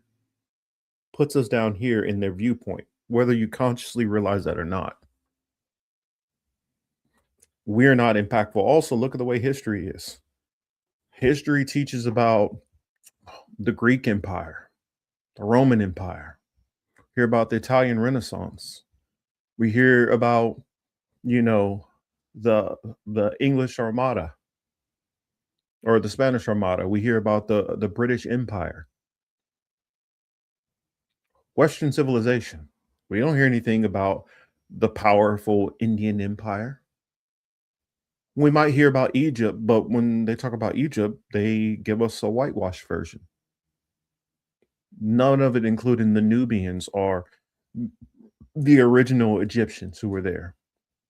None of it bringing up the Songhai Empire, the Axum Empire, Timbuktu. They don't bring up the Congo, the massive empire that was there before that. They don't bring up the Aztecs, the Mayans, the mound builder civilization. They don't, no other civilization matters but Western civilization. And the reason why that's force fed through our schools is to teach superiority, their superiority. And that's why I say a lot of it's unconscious. A lot of it's unconscious, because what it teaches you is we did all this. They didn't do anything. We created this. We created that.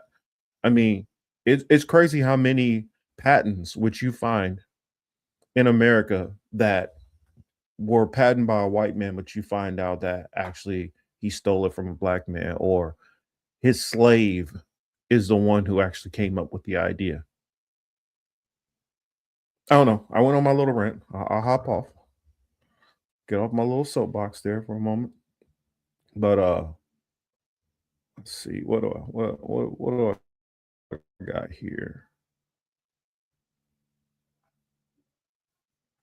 Oh, I got a couple of different ways I can go. Hold on a sec. Oh, let me close out some of these windows so I can kind of keep us on a linear track here. Okay, so I guess since I broached the name of Stephen Miller, I got a couple of Stephen Miller clips here.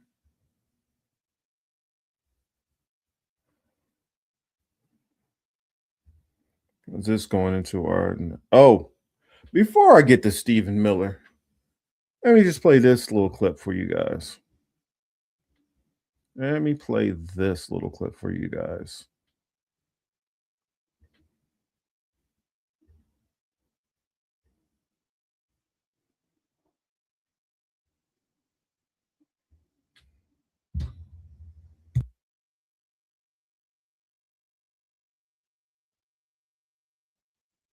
Disrupt. We have a whole apparatus. I have 40 analysts working full time, 7 days a week, 24 hours a day, monitoring extremists. We monitor them online, social media, messaging apps, video games, cryptocurrency, podcasts, short form video, Wikipedia, LLMs. We monitor these people and we share the intelligence with the FBI. You saw last month, you heard about the thing that happened at Wilshire Boulevard Temple. Our analysts investigated what happened. They said they were Koreatown for Palestine. This group of people, they weren't. We were able to ascertain they were from a group called the Turtle Island Liberation Front. Turtle Island is how like left-wing activists refer to the United States. They don't call it America, they call it Turtle Island, like the Iranians call it, the Zionist entity, right? They won't call it by its name. The Turtle Island Liberation Front, we gave them a whole dossier. What is Turtle Island Liberation Front? What are their ideas, their goals? Who are they? We identified the people who were in the synagogue. This was on Wednesday, December the 10th. On Monday, December the 15th, this is going to ring a bell. Kash Patel announced they cracked a terror ring where they arrested 4 people who were planning New Year's Eve bombings. Turtle Island Liberation Front. At least one of the people I know for certain was in the building at Wilshire Boulevard Temple, vandalizing it and disrupting the event. So we're monitoring left-wing radicals like the DSA and the anti-war crazies and the pro-Palestine crazies. We're monitoring right-wing extremists like white supremacists, armed militia groups. We're monitoring political Islamists and Christian nationalists, all of them. And then we train. We're the largest trainer of law enforcement in America, extremism and hate. We train 20,000 officers every year. So number one, we measure and track. Number two, we monitor and disrupt. We have a whole apparatus. I have 40 analysts working full-time, 7 days a week, 24 hours a day, monitoring extremists. We monitor them online, social media, messaging apps, video games, cryptocurrency, podcasts.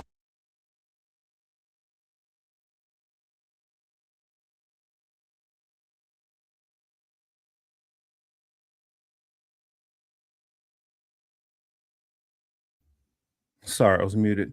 But yeah, Jonathan Greenblatt there.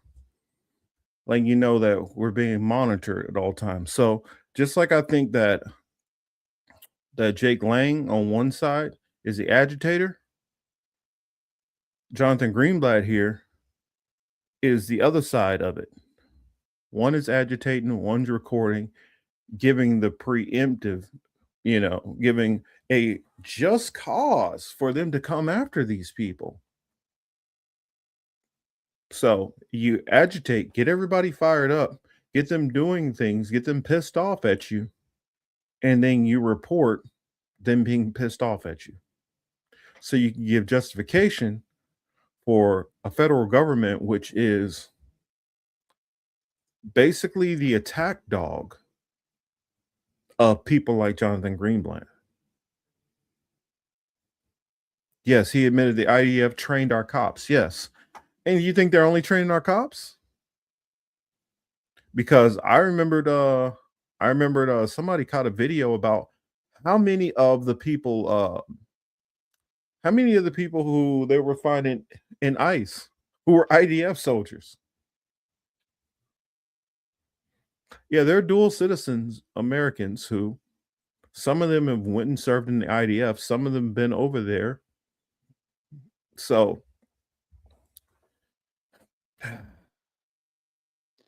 I'm just saying,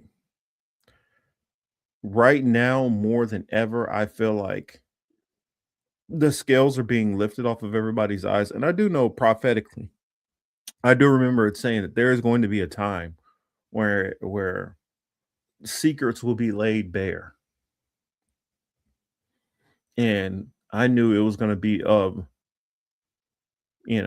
this type of nature, that some of these things were going to come out. Before they would say, oh, it's anti this if you say this or say that.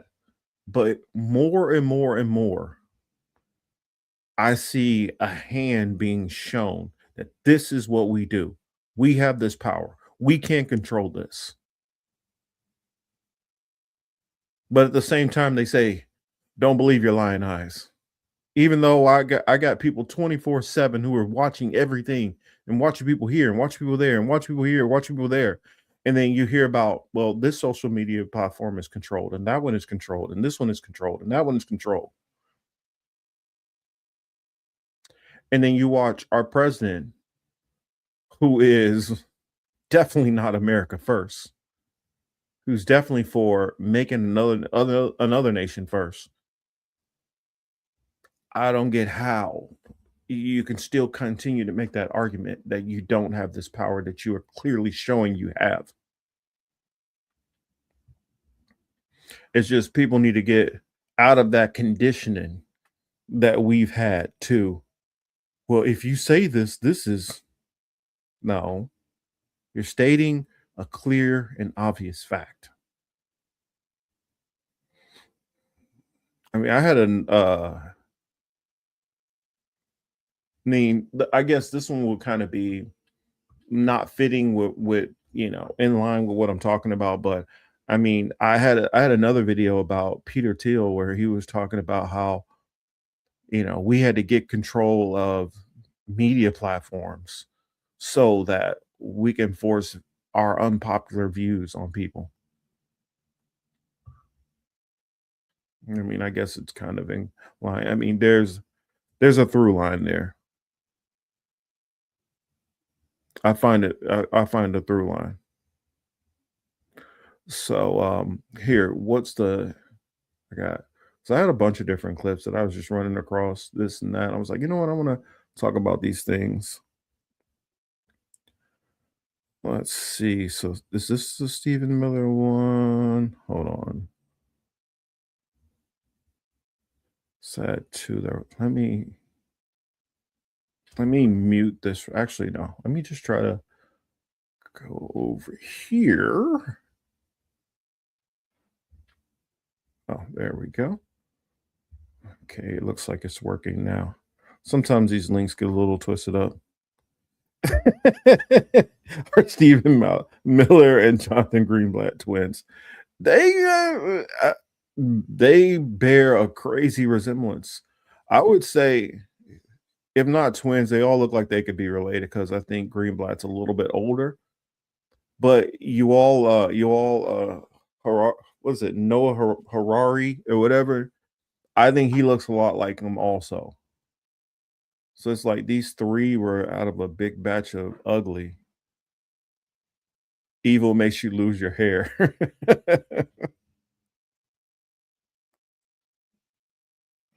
Bad Cookie's got a pick on me. Let's see if it'll play. The Premier of Denmark and other Danish officials are responding to a Twitter post from your wife, Katie Miller, herself a former Trump White House official, showing Greenland covered with an American flag.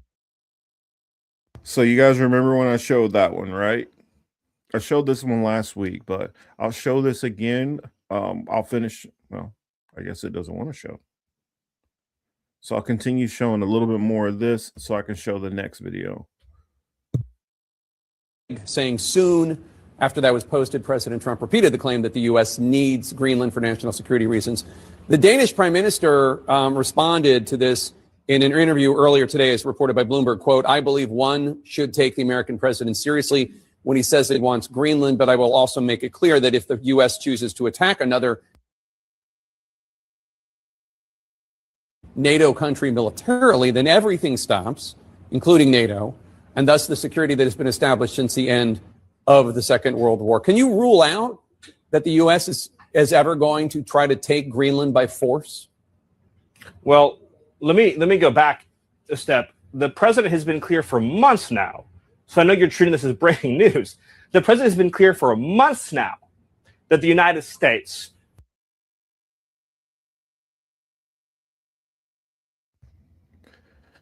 I guess it wants to keep stopping, but it's weird. He's like, just okay. It doesn't matter if he's been clear for months now. He's treating this breaking news as whatever. That doesn't matter. You still don't have. Never mind. Never mind. I just get exhausted dealing with this idiotic man. okay. Should be the nation that. Sorry. So keep that video in mind, what he was saying there, so that I can share with the next one, which no, true. He's never made anything clear. Not in my not how I see things. I don't think anything's clear. He's always gone back and forth with every freaking thing. And so our good friend Ryan Christian. Yeah, be careful. That's a good baldy right there. Ryan from The Last American Vagabond, he put this out. Let me share. Let's make this bigger.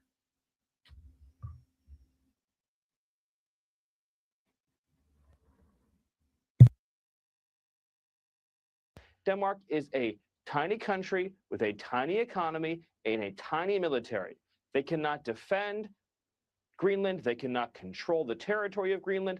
Under every understanding of law that has existed about territorial control for 500 years, to control a territory, you have to be able to defend a territory. Denmark is a tiny country with a tiny economy. And I'm like, what law is that? There's no law that says you have to be able to defend a territory for somebody to not take it. I mean, so it makes it hard for me to believe that people that say stuff like this wouldn't force themselves on a woman. It's like, well, if she can't defend herself, then oh well, that's fair game. That's the same logic. You thinking that a country sovereignty doesn't matter if you're stronger than them. This is somebody I could tell was definitely abused. He definitely had to be getting the shit kicked out of him. Because now he has power. He is ready to use it with force. And the thing, this is Trump's chief of staff. So if y'all wonder why he's so pro, look no further than right here. And I mean, in all honesty, if you look at the chiefs of staff throughout the presidencies, I think you'll find a very interesting correlation. And through most of the Fed chairs for the past 50 years, you'll find a very interesting pattern that somehow 90 plus percent all happen to belong to a population of people that's supposed to be 2% in the United States. Weird. I think if you found like the past 5 presidents straight all had a Choctaw, chief of staff, you think that's really interesting. Why do they all choose Choctaws? And if they were writing laws that were mainly benefiting the Choctaw Nation, I think that would be an easy correlation to put together.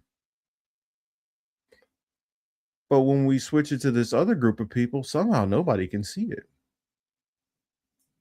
Or nobody has really seen it. Or I'll hear people still go back to the millionaires and billionaires thing when it's like, I've said for years, start paying attention. Name these billionaires. Name them. Go through, look at these billionaires. Look who has control of what. And then look at what these people affiliations are and beliefs. If I control, let's say, if I control, say, the state of California, let's say I was the governor of California, and all of a sudden I'm doing all these bills and things which benefit. Okay. If I'm doing all these things which are benefiting Kansas City, wouldn't it be pretty obvious? Oh, well, he is from Kansas City. Got a lot of family in Kansas City. That could be why he's doing stuff for Kansas City.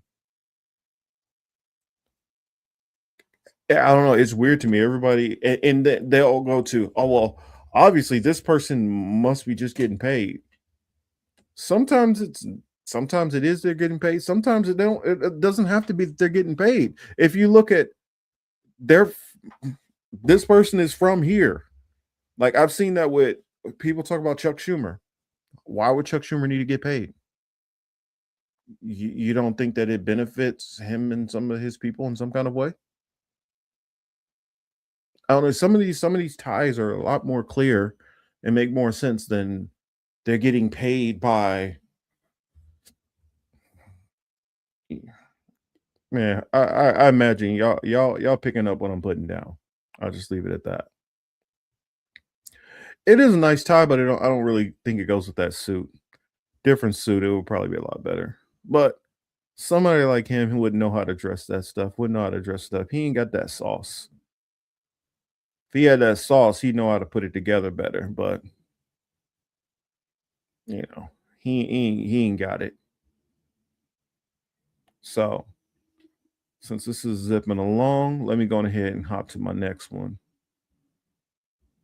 Because that way I'll go into all of these different things that I brought up, you know, in the end. And for those who are in here now who weren't in earlier when I said this, I said, what would MLK think of today? And more importantly, what would he be doing in today? What do you think he would be doing? And I got a couple of them already saved for those comments for me to go back to and answer and go through what I think and read off some of you guys' thoughts also. But yeah, put those in there, and I want to and I'm gonna save those, and we'll talk about that towards the end. So what was the next one? Oh, that's right. I got this one about Greenland here for you.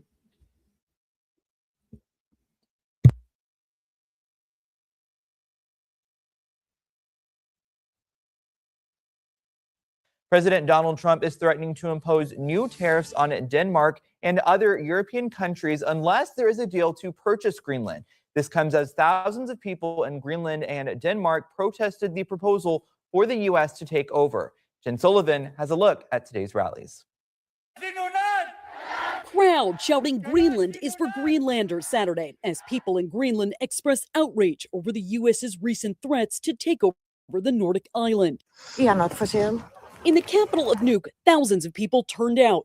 And similar protests were held in Denmark. Greenland is an autonomous territory of Denmark. Greenland should be free, and Greenland should be for the Greenlanders, not for the Americans. For months, President Donald Trump has insisted the U.S. should control Greenland. Its far north location makes it ideal for missile early warning systems and monitoring vessels in the region. We need Greenland for national security. Saturday, the president ramping up his threats against countries opposing the U.S. acquiring Greenland, posting this on Truth Social, saying, quote, starting February 1st, several European countries will be charged a 10% tariff on any and all goods sent to the United States of America. On June 1st, the tariff will be increased to 25%. Earlier in the week, Denmark and several other NATO countries sent troops to Greenland for exercises in an apparent signal of NATO opposition to the apparent threat of an American seizure of the Arctic landmass.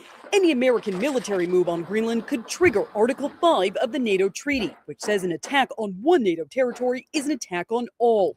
President Trump's threats are drawing criticism from both sides of the political aisle on Capitol Hill. Basically severing this whole agreement and invading an ally, a democracy, it's immoral, it's wrong. The thought of starting a war or invading a NATO ally is unthinkable.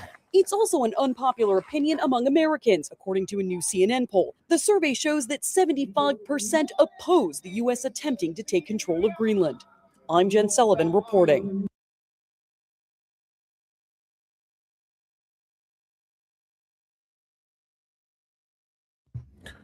So even NATO is trying to signal, like, Trump, don't do this shit, back off.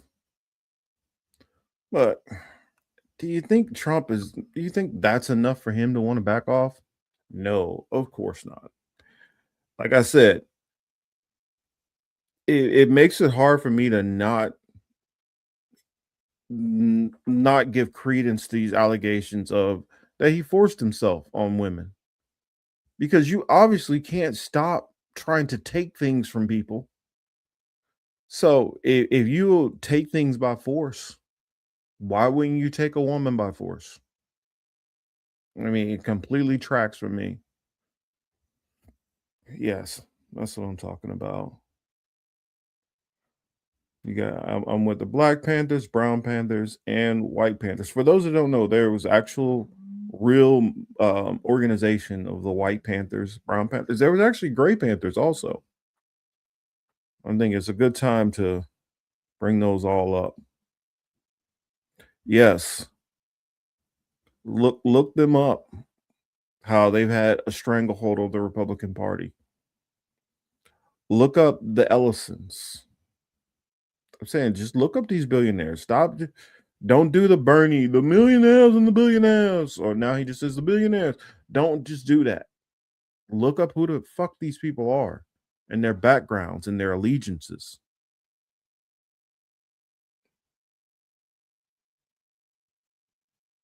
Really? That's pretty cool. That's pretty cool indeed. Huh. Hold on a sec.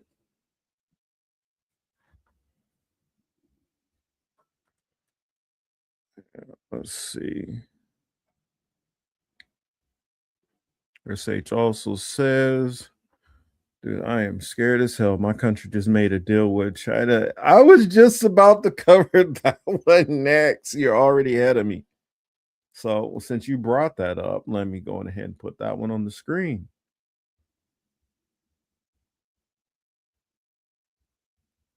Let me put that on the screen.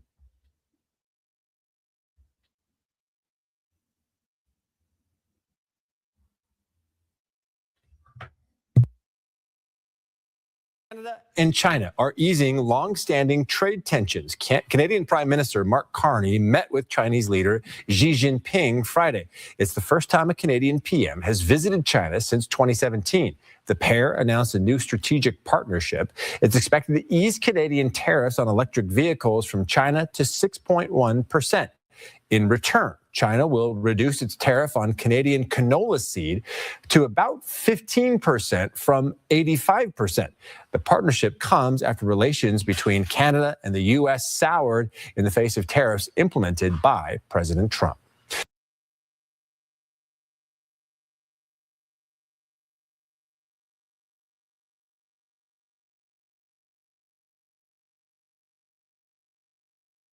But in honesty, I think that's a good thing for them to do. I know you say you scared as hell, but I look at it like this. Since the United States is not showing themselves to be a partner who wants to, they're not showing themselves to be a partnership. They don't want to do a deal with you that's mutually beneficial. They want to take from you. They want to bully you. They want to force you to do whatever the hell they want to do. And since that's Trump's only way, he only knows one way to bully and take. Then you guys got to start doing, all these other countries need to start going outside of the realm of dealing with the US, and they need to stop looking at the US as a willing and fair partner.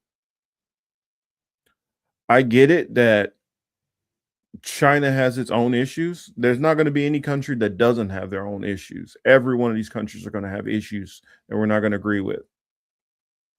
But as far as being a trading partner with another first world country, I think that's a good move for them to make.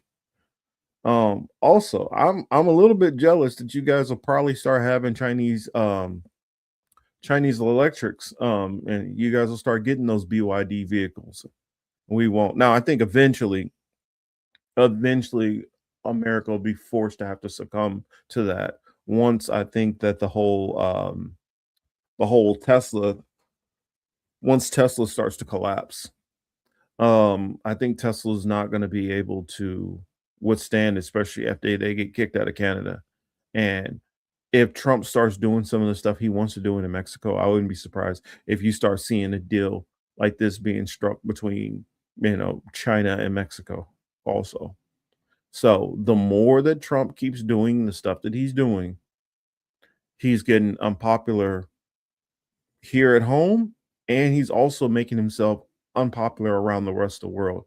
And not only is he making himself, unpopular, he's making the United States unpopular, and he's making it where we will start to become a pariah nation. And it doesn't matter, like I said before earlier in the show, it doesn't matter if we get somebody in who's not going to be like Trump. That's not going to matter. It's not going to matter if somebody comes in, hey, ignore all the stuff Trump was going to be doing, because they're going to look at, hey, well, we got hostility under this president. hostility under that president. Okay, it went down a little under this president, but we still had hostility. We got hostility from this one. And so, since one president can come in and sign this deal that's supposed to be like a 20-year deal, and somebody comes in and rips it up 2 years later, they're going to start realizing, okay, United States, they don't uphold deals.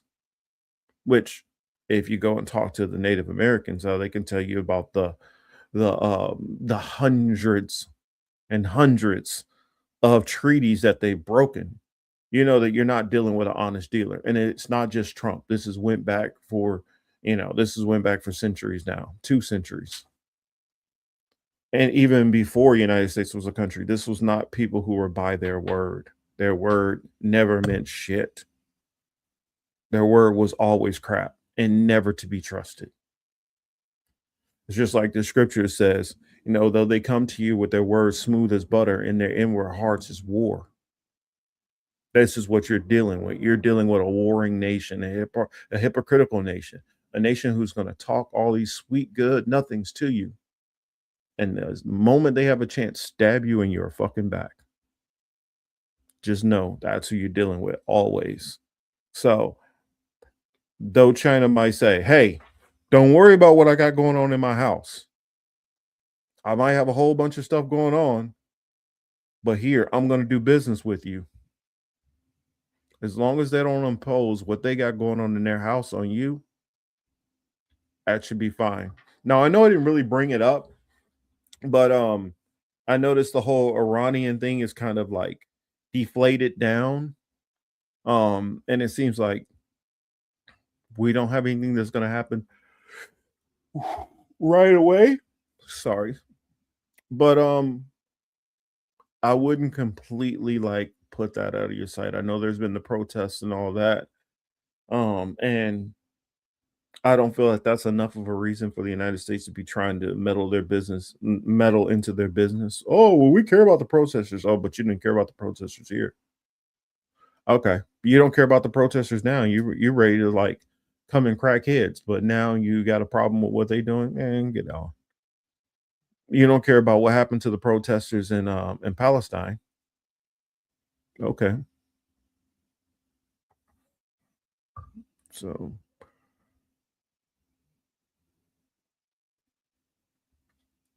say Mark Carney doesn't seem to have a clear direction. He's just adjusting to the way the winds blow. I think right now you don't have a choice, because most of these countries in general, they dictate what they're going to do off of what the United States does, for better or for worse. Whatever the United States starts doing, they have to counteract it, because the United States can make one decision that affects the whole entire world's economy on a whim. And so you kind of have to play by ear. You kind of got to be, you kind of got to be able to improv and move, because at one moment the United States can be like, all right, we're going to war with Iran, and now oil prices worldwide have just went through the roof. They can decide, hey, we're going to send a whole bunch of missiles over to Ukraine so that they can fight the Russians. Now you're affecting grain prices in some of these other areas. Now we're going to throw tariffs on this country. Now you got heating oil issues in the UK.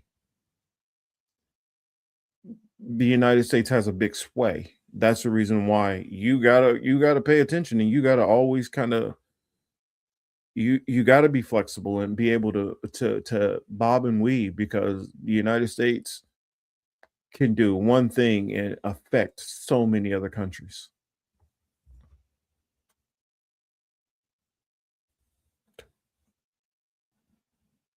Let's see. The Iran regime change. People are in my country too. Goldie Gamari is an Iranian expat politician here. She ready to cool. Oh yeah, there's going to be tons of them. There are going to be tons of them. I look at them as the same as the Batista Cubanos that are in South Florida. These are the people who are perfectly fine when the descendants of Spaniards were still there and wreaking havoc on people and keeping the black and brown populace poor and brutally treated and unfairly treated. They were perfectly fine with that. It's the same thing with these Ukrainians, these wealthier capitalist type Ukrainian. I mean, not Ukrainians, but Iranians. I mean, they were doing good. They were making money. They didn't care about your poverty. They didn't care what was going on with all these other people. They don't care about the sovereignty of their country. They care about American capitalism. They want their country to bow on its knees to America. And so yeah, they're always going to be up for regime change. So I'm not surprised. It's the same thing with like Machado, which she's obviously looks like she's not going to get power in Venezuela. She wants to sell her country like crazy. I mean, speaking of that, people corrupt selling their countries. Trump just did a couple of pardons recently.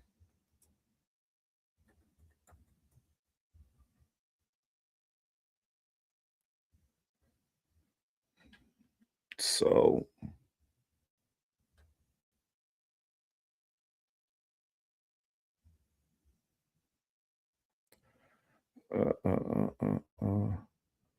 Trump's double pardon underscores sweeping use of clemency. Like,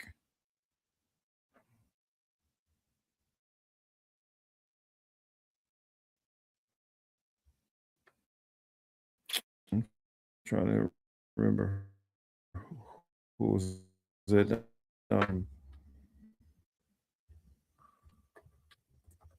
Let's see. He just yeah, Wanda Vasquez, Puerto Rico. He just pardoned her, and I know that he pardoned two other people. I can't remember, but he's pardoning people right and left right now. Anybody he thinks that he can benefit from, or anybody who says good, nice words to him, he's pardoning everybody.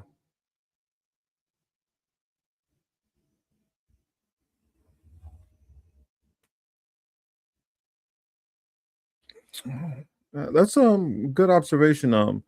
Lance says much of what the technocrats wanted was to divide the world into a few technates or regions.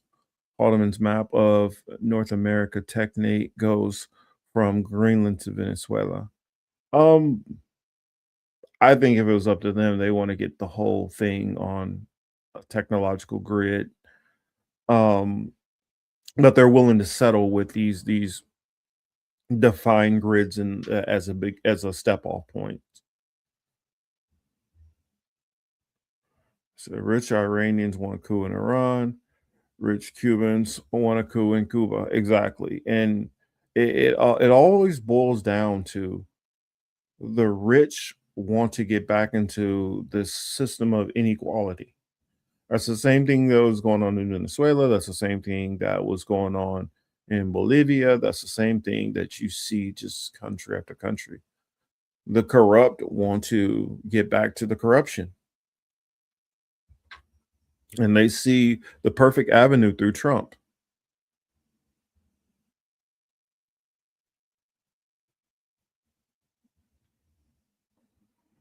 What did it say? They've slowly been changing the laws in the U.S. to make political bribery impossible to prosecute. That's why they can set black complaints. Actually, what it is there's no appetite for impeachment anymore because it's so partisan right now, and because Trump has his sycophants that you just can't get an actual real prosecution. Trump is grossly in violation of the emoluments clause. Grossly. But they won't go after him on it.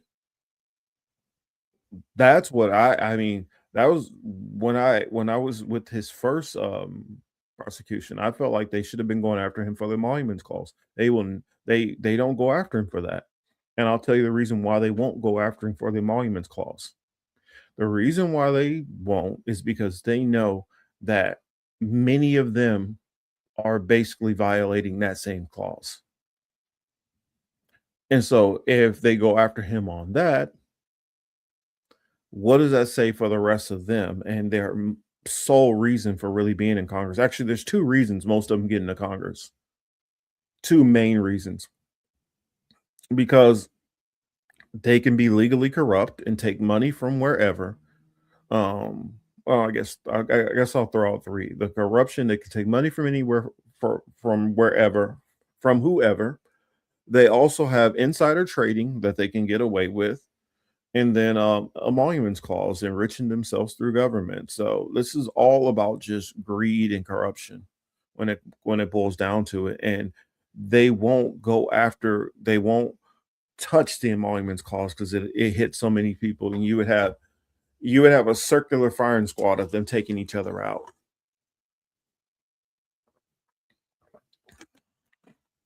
I mean, and it is in the Constitution that a president is not supposed to do any of this stuff that he's doing. When they allowed Trump to be president and not divest from his businesses, that was one of the first things. Even though the divesting is kind of like, it's kind of like just giving a fig leaf that you're pretending that you're you're divesting, because it's legally not in your name, but what you end up doing, you typically put it into family members' names and then just tell the family member what to do. So you're still legally following the law, but you're at least following a loophole. You're taking advantage of a loophole by, okay, I can just give it to my son and tell my son, hey, go and invest in this. Which, well, not that. If you tell your son to go invest in that, that's insider trading. That would be illegal steal. But you can't, you can't have a business. You can't own your business and know, okay, this contract is going to enrich my business. Trump is doing that through his business. He's doing that through Bitcoins. He's doing that. I mean, he's doing it actually just physically taking airplanes and gold and that. I mean, I'm trying to remember what was his name. Spiro Agnew, which was Nixon's vice president.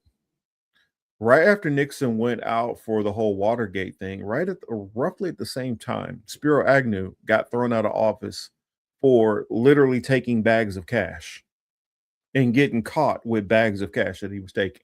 Now, the amount of money that he's taking is nowhere close to what Trump is doing or what most other presidents have done.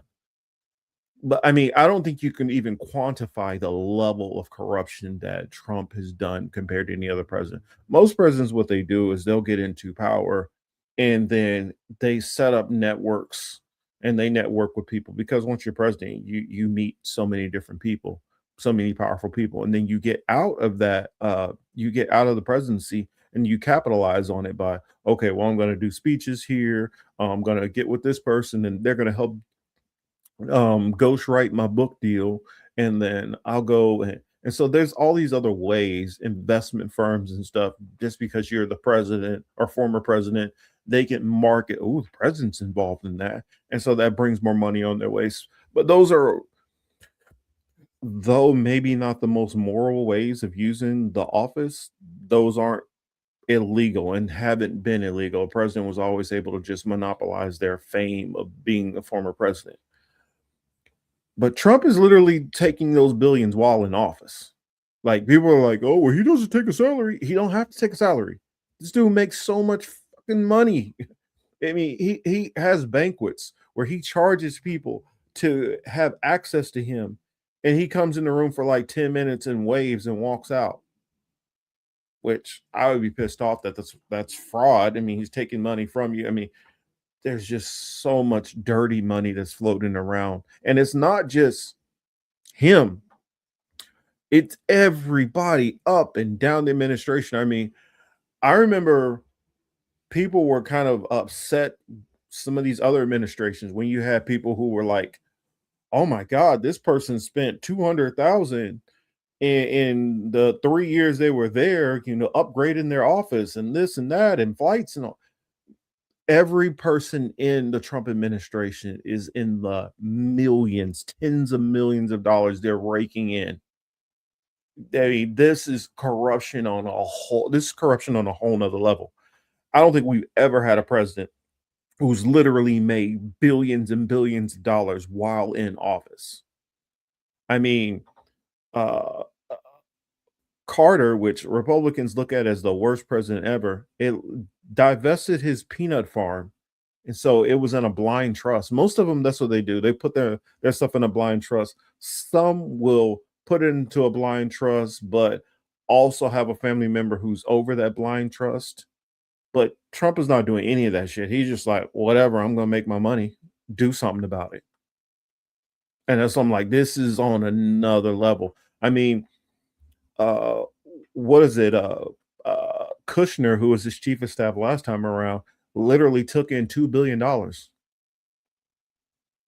Literally took in $2 billion from Saudi investors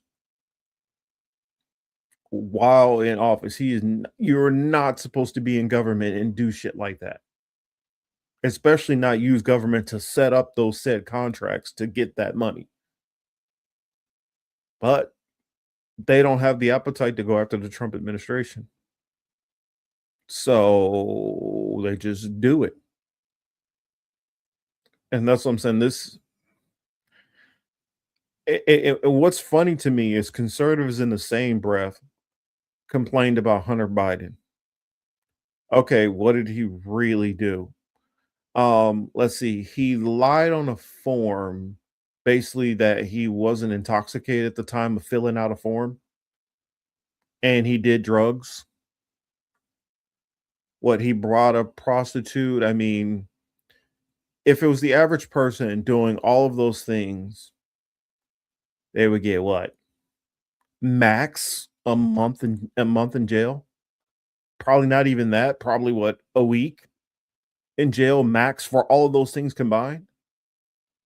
And the whole right-wing ethos is all up in arms about that, while you got Jared Kushner, who literally took $2 billion illegally.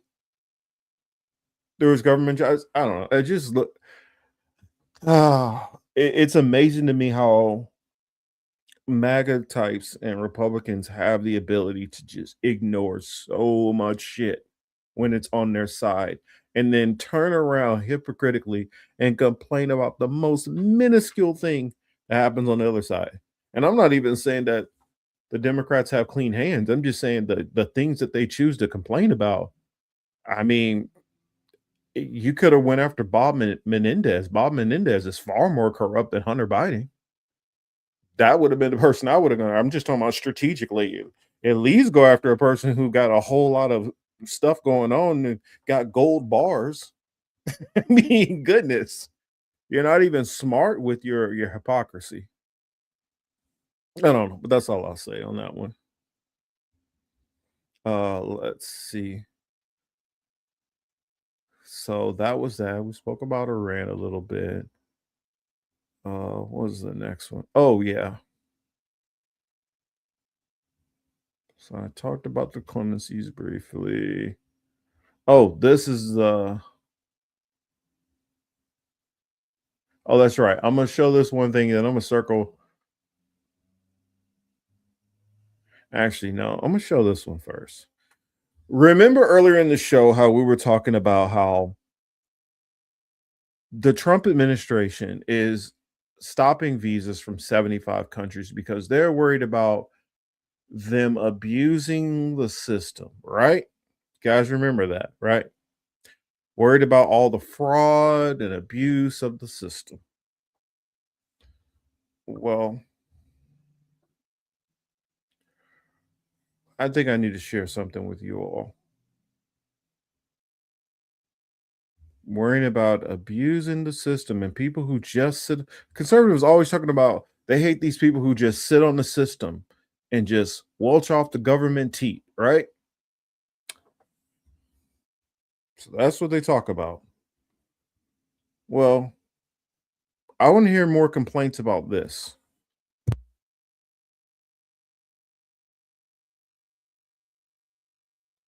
Afford to raise 3 kids while being a student. God help me. Does the American taxpayer help you too? Oh, so yes. This is Curious Joel, a village of 44,000 Hasidic Jews in upstate New York that primarily speak Yiddish. Women have 7 kids on average. It's one of the fastest growing towns in America, with many men religiously studying the Torah full time and rely on state assistance and welfare programs to feed and house their massive families. How many kids do you have? 7? How do people afford to have so many kids here? They don't afford, we help each other. We open 2 groceries called Maite. We're giving them 50% discount. Like how many kids per family? 10, 12, 14, 15. I'm trying to figure out how you guys afford to have so many kids, though. I'm struggling. Struggling? Some of them are being supported by community members. Yes. How do people afford to have such big families, though? The same. What do you mean? How long does the prayer last? We go from 6 o'clock in the morning until the night. When do they work if they're praying all day? They're not praying all day. How do you afford to raise 3 kids while being a student? Because I work very hard. God help me. Does the American taxpayer help you too? Also, yes. Housing assistance or Section 8, EBT, SNAP, Medicare? Yes. Could I move here as a non-Hasidic Jew? It's not true. It's not true? No, nobody can stop you. You're not going to be comfortable. But would someone actually rent or sell me a house out here? Unlikely, right? It's not unlikely. I mean, unlikely maybe. I can't. Okay. What do you do for work? I'm a student. How do you afford to raise 3 kids while being a student? God help me. Does the American taxpayer help you too? Also, yes. This is Curious Joel, a village of 44,000.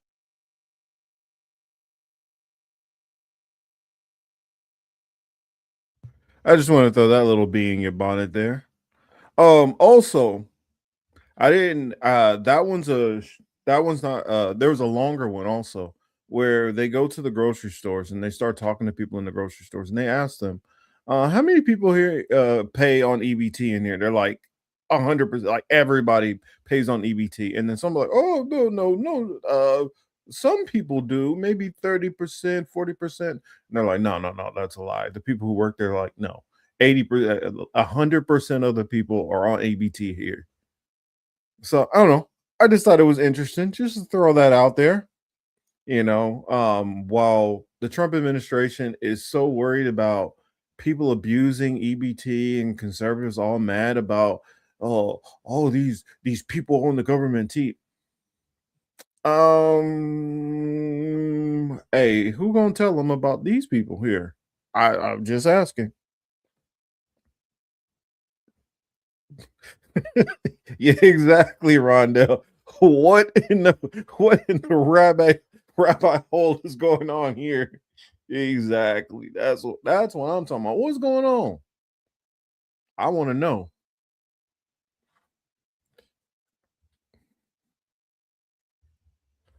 Ew, it says the tenant buildings there house like 10 to 20 people per apartment. No joke. Ugh. Sounds like a gross place to go.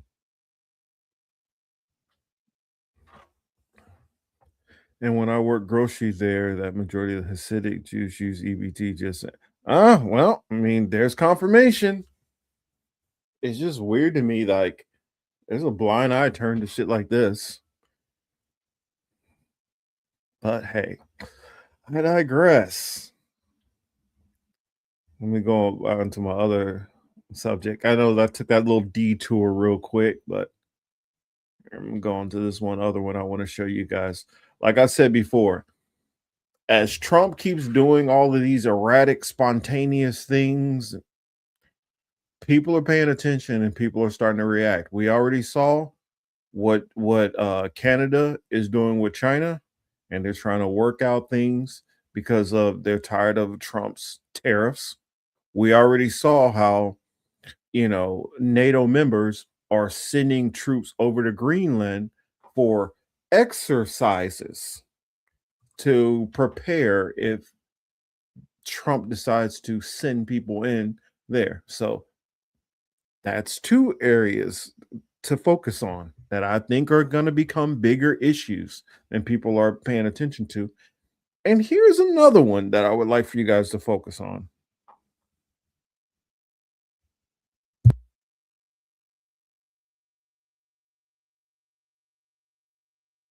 De la República del Paraguay, señor Rubén Ramírez Lescano. Fuerte los aplausos, señoras y señores. Día histórico. We are creating the largest free trade zone in the world.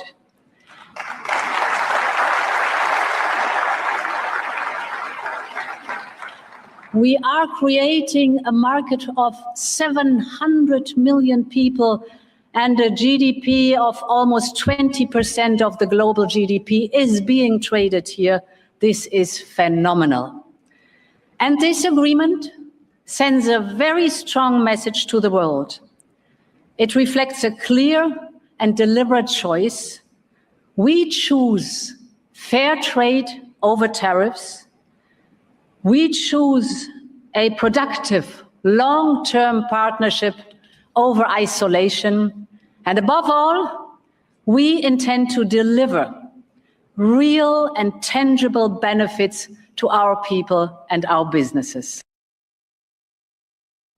I think I want to back this up again. So I played it all the way through. That way we can hear what she had to say, and then let's go back it up, and then let's listen to it again, and then I'll hop in at certain points. So back to the beginning.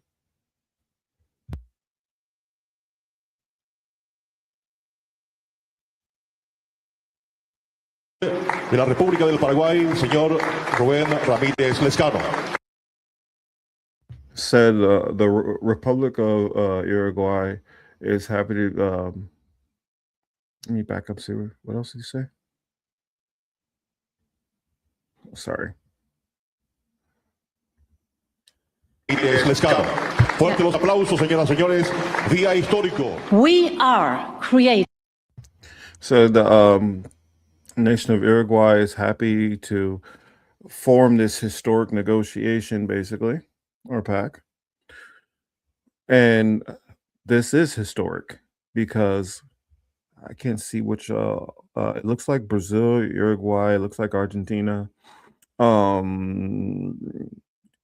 The EU, and I think what was that, Panama? Looks like they're, and if Panama is in this deal, this is going to get interesting because the United States is very particular over Panamanian over Panama because of the Panama Canal. And if European leaders are brokering this deal, I wonder how long before US starts to get a little ticked off. I don't know. I think we're going to start seeing more and more deals like this where they are starting to figure out, how do we go around the US? Because normally the US would have been a part of a deal like this. Normally Canada, Mexico, whatever. And I think they didn't include them because if you put Canada and Mexico involved in that deal, then and don't put the US in there, that's going to raise some eyebrows. Hold on. The largest free trade zone in the world. Largest free trade zone in the world. It's obviously going to be, the United States population is about 350 million. This looks like it's going to be bigger than the United States, double the size of the United States. And I guarantee you, this is just the start. I will not be surprised that there becomes more. I guess I say Uruguay, I guess Paraguay, sorry. I don't know, I guess his accent's a little tricky. Hold on a second.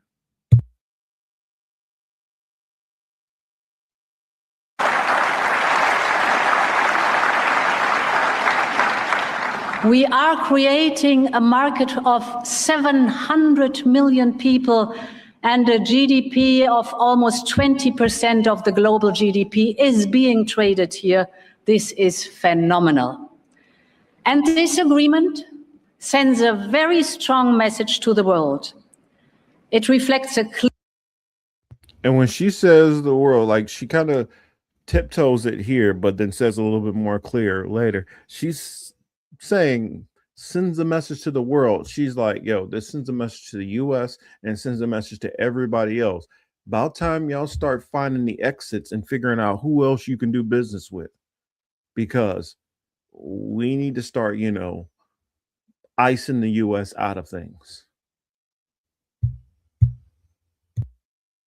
Clear and deliberate choice. We choose fair trade over tariffs. We choose a productive, long-term partnership over isolation. And above all, we intend to deliver real and tangible benefits to our people and our businesses. El canciller de la República.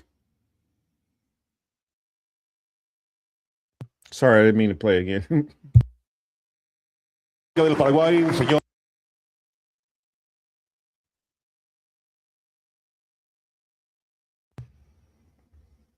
I guess he clearly did say Paraguay. Sound like he said Uruguay. But anyway, like Jamiroquai's floppy hat. What are y'all talking about in here? Oh, I did not notice Javier Milei was there too. So that means even he is stepping out on Trump. I don't know. It's getting interesting. It is getting interesting. So I did save a couple of comments. So it was Jackie's comment.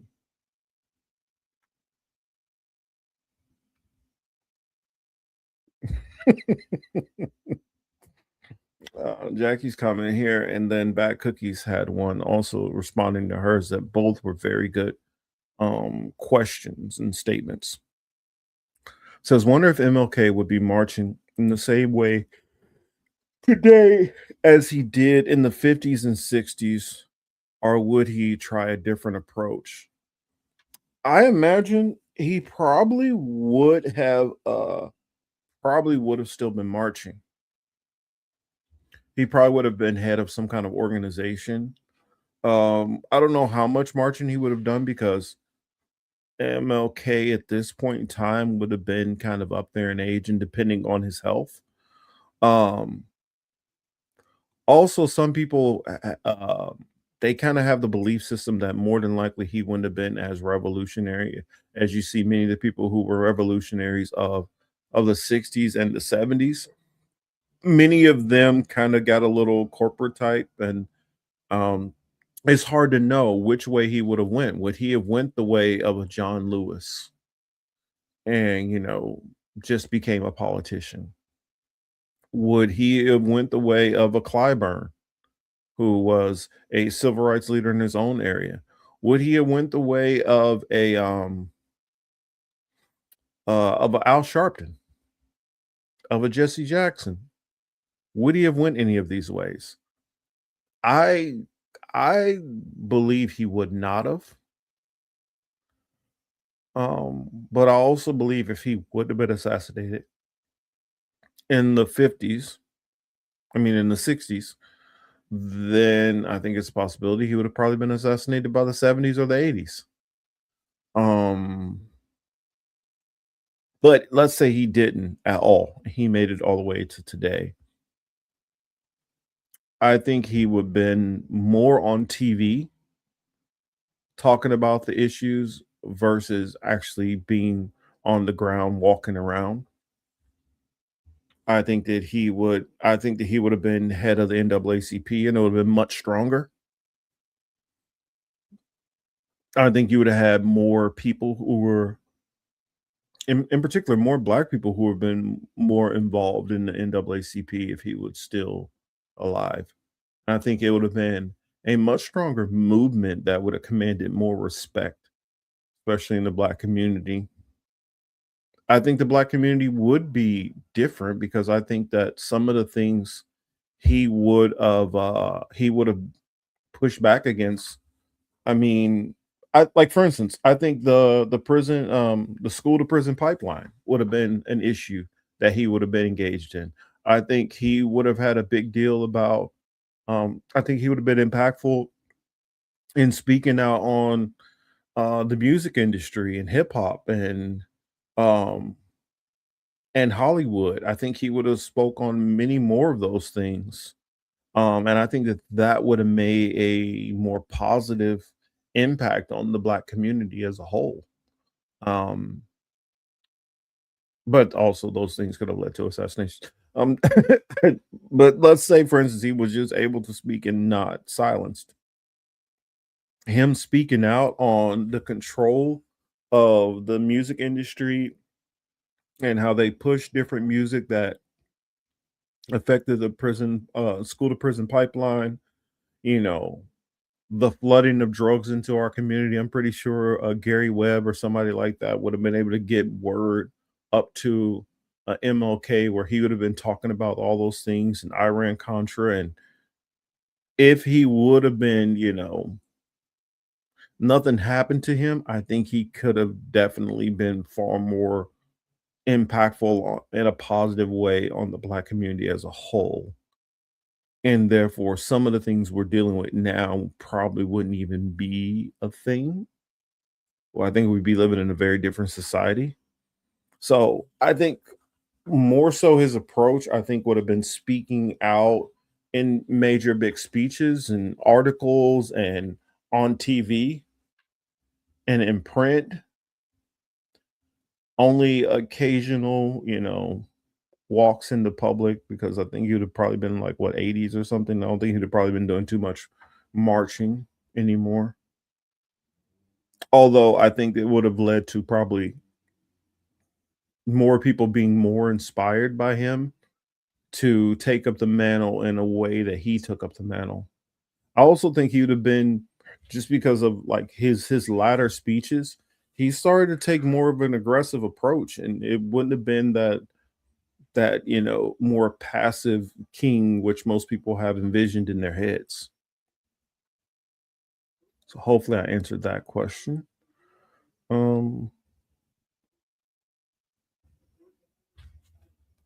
Let's see. And then Bad Cookies was responding to Jackie and said, I would hate to say it, but MLK would not have the movement today that he had in the past. Today, there would have been smear campaigns online and would have been written off as a radical. Oh, I think he definitely would have, but I think that he would have, if he had survived till today, he would have already weathered the storm on a lot of those things. I think that he would have had a much stronger movement, because people would have seen they've been coming after him for years. So they would be like, man, we already know y'all coming after him because he's speaking the truth. So I think he would have had a stronger movement. I think there would have been more smears. And I think a lot of people who have taken his name and said, well, King this and King that, wouldn't be spouting his name, wouldn't have dared to bring up his name, because they would have known he would have slapped them down in the comments that they're making and how they're trying to use him. And well, I don't know. I just think that when I hear people who love to throw King's name out there, and or even Malcolm's name out there, if they were alive and today, those same very people who are so quick to use their names will be the first people that they would be going after. Well, I guess that's all I have. Let's see. What do we have in the comment section?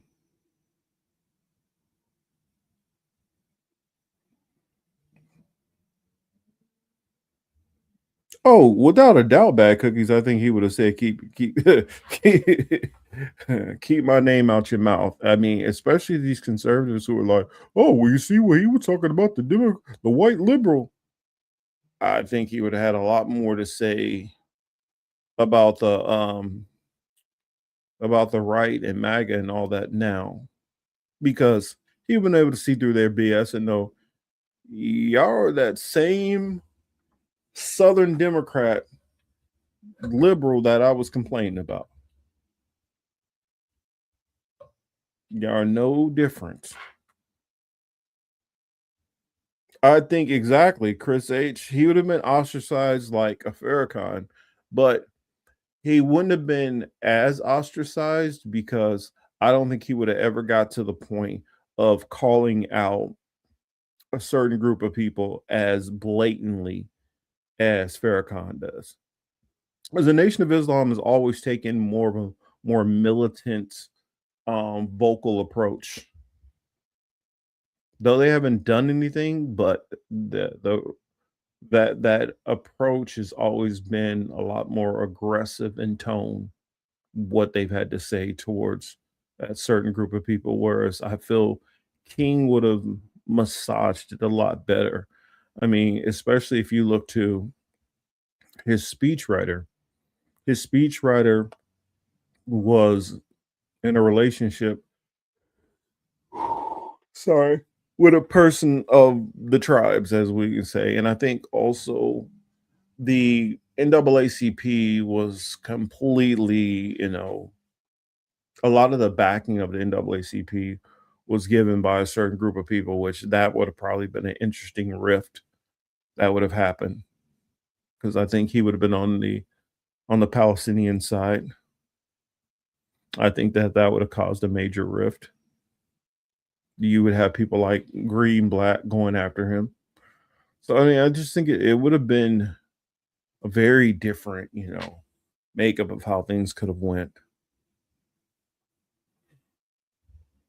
Let's see, what did you say here? Says I took MLK training where learning that the movement was strong because there were so many different assemblies of people practicing nonviolent actions, quite coordinated. The MLK era had good coordinated movement where people trained regularly for years, had deep philosophy of nonviolent action. I agree, and the reason why it's so effective, if you're able to do that, is when you see one person who is not doing anything and you see aggression or violence towards those people, the average person is going to have sympathy towards the person who is, being victimized, not the victimizer. And through seeing just the brutality that people were doing in those days, it made people a lot more sympathetic to the cause, people who weren't always sympathetic to the cause. And I think through some of that training and through some of that experience, I think he would have been able to use that to help change the narrative in his favor more than all of the propaganda. Now, they would have done the same thing with like the movie The Black Messiah, where they would have sent somebody to infiltrate and let that person cause problems. So now they can blame the whole movement like they did with the Panthers. But how they systematically went through Black leaders to take them out, I have a hard time seeing that if he didn't get taken out in the 60s, then why wouldn't they took him out in the 70s, in the 80s, hell, even into the 90s? That's what I would say. And the reason why, if you ask me, well, why come they didn't take out Farrakhan then? Well, because some of Farrakhan's message, because of the aggression in his message, it has some people not, it doesn't hit the same way. I feel like it hits to the Black community, it hits to Muslims, but I don't think it hits to the overarching population, because in one breath he's demonizing them all when he's calling them the white devil and all that stuff like that. Now, he doesn't use that kind of language nearly as much these days, but I mean, he did. And Khalid Muhammad and Malcolm X and Elijah Muhammad, all of them did use that kind of language back then. So I think that the propaganda coming from the Nation of Islam wasn't the same, and there's already enough that you can play with to put a negative narrative on them. I think the reason why they took out Malcolm is because he was about to start preaching a message which would have come across, I think, to a broader audience and start actually changing the hearts and minds of white America. And that was dangerous. So I guess that's my thoughts on why Farrakhan, they don't really care as much about Farrakhan. They let him say what he wants to say, and he'll spout some truths every now and then, but he's going to say some stuff that's going to keep people from hopping onto his perspective. I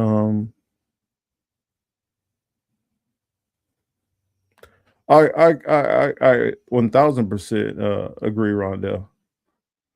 1000% agree. Part of the training included recognizing an infiltrator. Well, I mean, that's some great training to have, I think. But where there's a will, there's a way, and I think people would have just kept trying and trying and trying till they found some way in. I mean, they did it with all of our black leaders, so I don't see how they would have eventually figured it out, because they did that with who am I thinking of? I mean, it'll just be, okay, well, we can't infiltrate him, then we'll just assassinate him. And just like the whole spring of assassinations that we had going in the 60s and 70s. That's what I think would have happened. So one way or another, they would have been coming for him, because if they can't convert you, if they can't smear you, they can't infiltrate you, then they get rid of you. Let's see, Bad Cookies asks, so do you think we still have that power today, Marcus? Do you believe it is still possible to create a social and political movement that can change the system? Oh, yes and no. I think the power is still there, but they've done such a good job at creating division that I have a hard time seeing it, because a lot of people will pay attention to the black aspect of it, like the NAACP and like Black Panthers and stuff like that, but don't realize the reason why those movements were successful at changing the narrative and forcing change is because it went outside of the 18% or 20% that we were at that time. That message caught on, and it influenced, it influenced white allies, Hispanic allies, and Asian allies. That's how the whole labor movements and the whole Cesar Chavez and all of these other movements that were going on, though there were problems, and though there were even racism and problems between the groups, because they were able to build this movement and that movement, just like I brought up about the White Panthers. White people who felt like almost a kinship with the Black Panthers, and were like, what can we do to help? We agree with this movement. And Huey was like, create, a movement that is your movement, but that acknowledges, and we will work with that. And I think that's a better way to do it, because it allowed for white people who agree with the Black Panthers to build a separate movement, and also it helps decentralize everything, so it's not under one umbrella. Also, it makes it less likely for infiltrators to get in. And then if there's areas where they diverge in problems that they see, it helps keep some of the problems to a minimum, because there are certain things, especially during that time in the 70s, that a Black man is going through that maybe some of the white people who would agree with the cause are not going to be on board with all of it or see everything, and it creates more of those infights. Whereas having them as a Black Panther and the White Panthers and the Brown Panthers, it allows them to help support the struggle, but at the same time bring up other issues, because the White Panthers, for instance, were talking about some other issues that were good, solid issues that the Black Panthers were not talking about, and the same with the Brown Panthers. And so through having these different groups, it allowed for them to all hit on this one tone that they all agreed on, but also push these other other modes of change, and it garnered a much bigger audience when you had so many more people working together. I mean, I hate to be blunt when I say this, but some of these things, if you got a whole lot of black unity, there's like, oh well, there's just the blacks over there, blacks doing black stuff, whatever, who cares? But when you're a country and you're in the minority, black support is not gonna just that's not gonna be enough. Because if you think about it, just going on white, 90 something percent of the businesses are white owned. CEOs are white, politicians are white, judges are white. Most of the wealth is controlled by white people. So if you have a system that in no way has any black control over it, you just can't have a black movement where all black people are on accord that necessarily is going to affect the white majority. It's going to take white people convincing their own cohorts of the same thing. And you might be able to convince some white people, but you're not going to convince most. I say you wouldn't even convince half. But other white people will listen to other white people. And so that's where I feel you got to have coalitions. If you do not have coalitions, I do not see how in America as a minority your power does anything. So do I believe that the power is there? Yes. But there's so many headwinds going right now. And I think they're getting more towards they're ready to just take the mask off, fuck it, and crack heads. And the moment they get to the point where they don't need our labor anymore, we cease to have value for them. Therefore, they don't have to play this game with us of pretending we have control and pretending, oh, we need your vote. They don't need all that anymore. They'll just go the full-on authoritarian crackdown and say, you do what you're told or else. Yes, Farrakhan got effectively canceled. Exactly. Before canceling was a thing. They just like, go talk your shit in the corner. We don't care. And I'm not trying to be disrespectful to any Muslims out there, or especially Black American Muslims. I'm just saying, for the most part, they let him talk, they vent, but what does it change? Not a damn thing. It might. Let me take that back. I'm not gonna say not a damn thing, because it has helped a lot. It has helped a lot of men be able to turn around their own personal life and the lives of people affected within their circle group. And that does count for something. I'm just saying, as far as changing any of the major things, no. Maybe MLK's time was conducive to making movements because maybe there was more places for people to gather collectively, like churches, etc. Now people don't have that kind of cohesion anymore. I agree. I think that they utilize a two-parent incomes, or two income household as a leverage. If you look back into the 60s and the 70s, one of the biggest things that you see is most families survived on one income. And that one income not only paid the bills, paid the mortgage. It paid the mortgage, it paid the lights, it paid the water, sewage, whatever is different stuff you're paying. It paid the taxes, and sometimes even paid for a second house and vacations and all that. When the two income society came along, then you needed two incomes. So a lot of the out in the streets protesting diminished because now you had to work harder and harder to keep a roof over your head. And when you got to worry about just feeding yourself, makes it a whole lot harder to have a lot of dissent.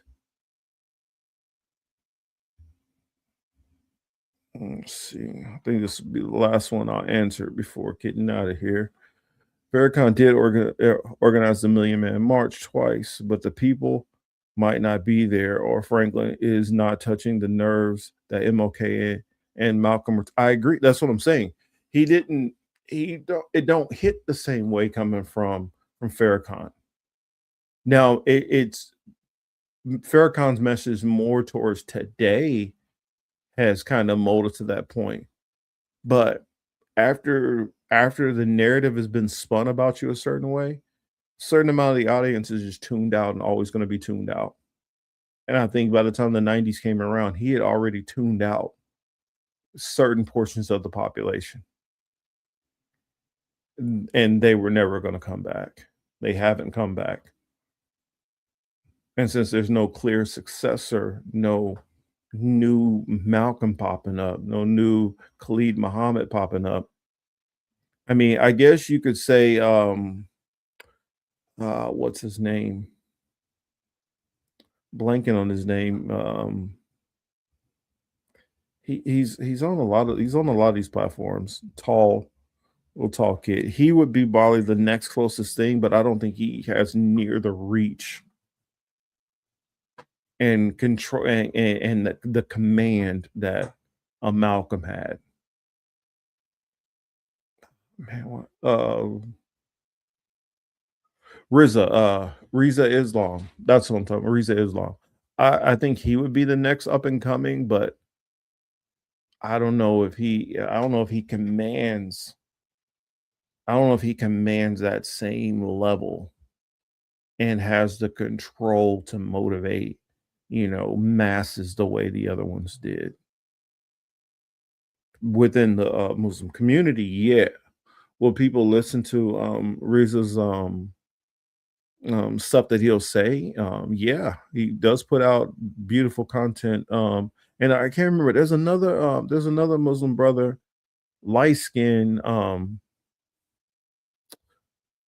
I mean, Reza's not dark, but I mean, Reza's more like a light brown. But this is like a real light skinned brother who he has some damn good stuff that he says out there a lot. But I don't think either one of them really command to the level that the level that even Farrakhan does. Yeah, Khalid Muhammad. Yeah, he's the other one I'm talking about. I think I just don't. It's just like it's close, but it's not hitting. It's like maybe if there's a little blend of the two of them, and I don't know. Maybe over time they can get to that point. Maybe they're being held back by leaders ahead of them. I don't know, but I just don't think that. I don't think that right now there's no clear cut successor that gives that. Not Khalid. Well, Khalid Muhammad is the one. I can't remember what his name is. I think it's like something X. I can't remember old boy's name. Khalid Muhammad had that fire a certain way that it was effective. What's let me see if I can find the guy I'm talking about, because he's not as fiery as a Khalid Muhammad. Let me see, notable nation Islam members. Let's see.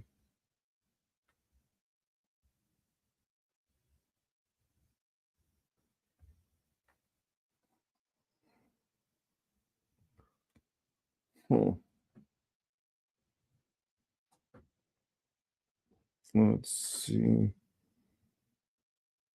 No, I'm not seeing the guy I'm talking about because I see him on social media all the time. He's a younger guy.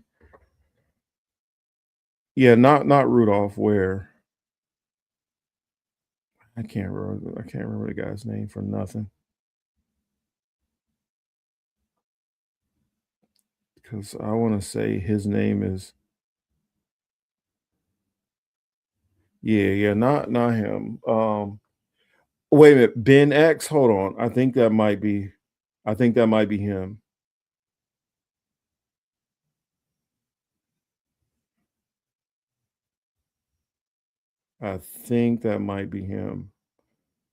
So let me look him up and see.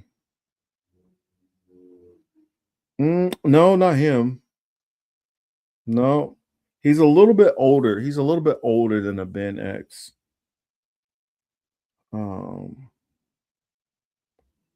It's a little bit older. I can't remember. I used to see him on social media all the time.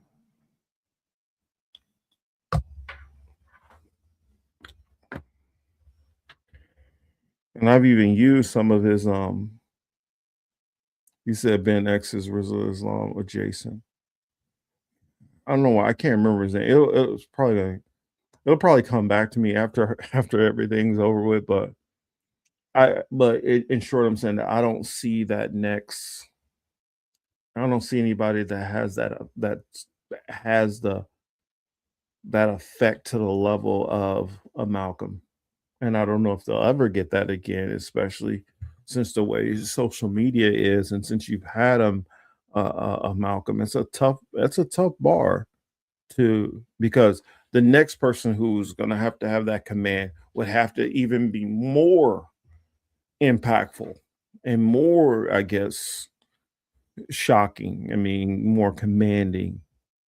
And I'm not saying that these different brothers don't. They have their strength. Wait a minute. Wesley Muhammad. Dang, do y'all know them all? Wesley Muhammad. I want to say that sounds right. Sounds close. Is that who I'm talking about? Nuri Muhammad. That's who I'm talking about. It's Nuri Muhammad. He's the one where I could see probably, sliding there. Nuri Muhammad. But I just don't know if he will get that platform to the level, because when I hear him speak, he reminds me a lot of a Malcolm. Maybe our time altogether is so different. A singular leader will not work. I agree. A singular leader may not work, but a leader does have to emerge.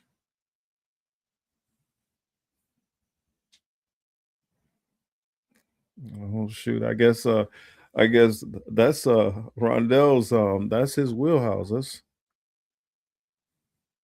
Sorry, Rondo.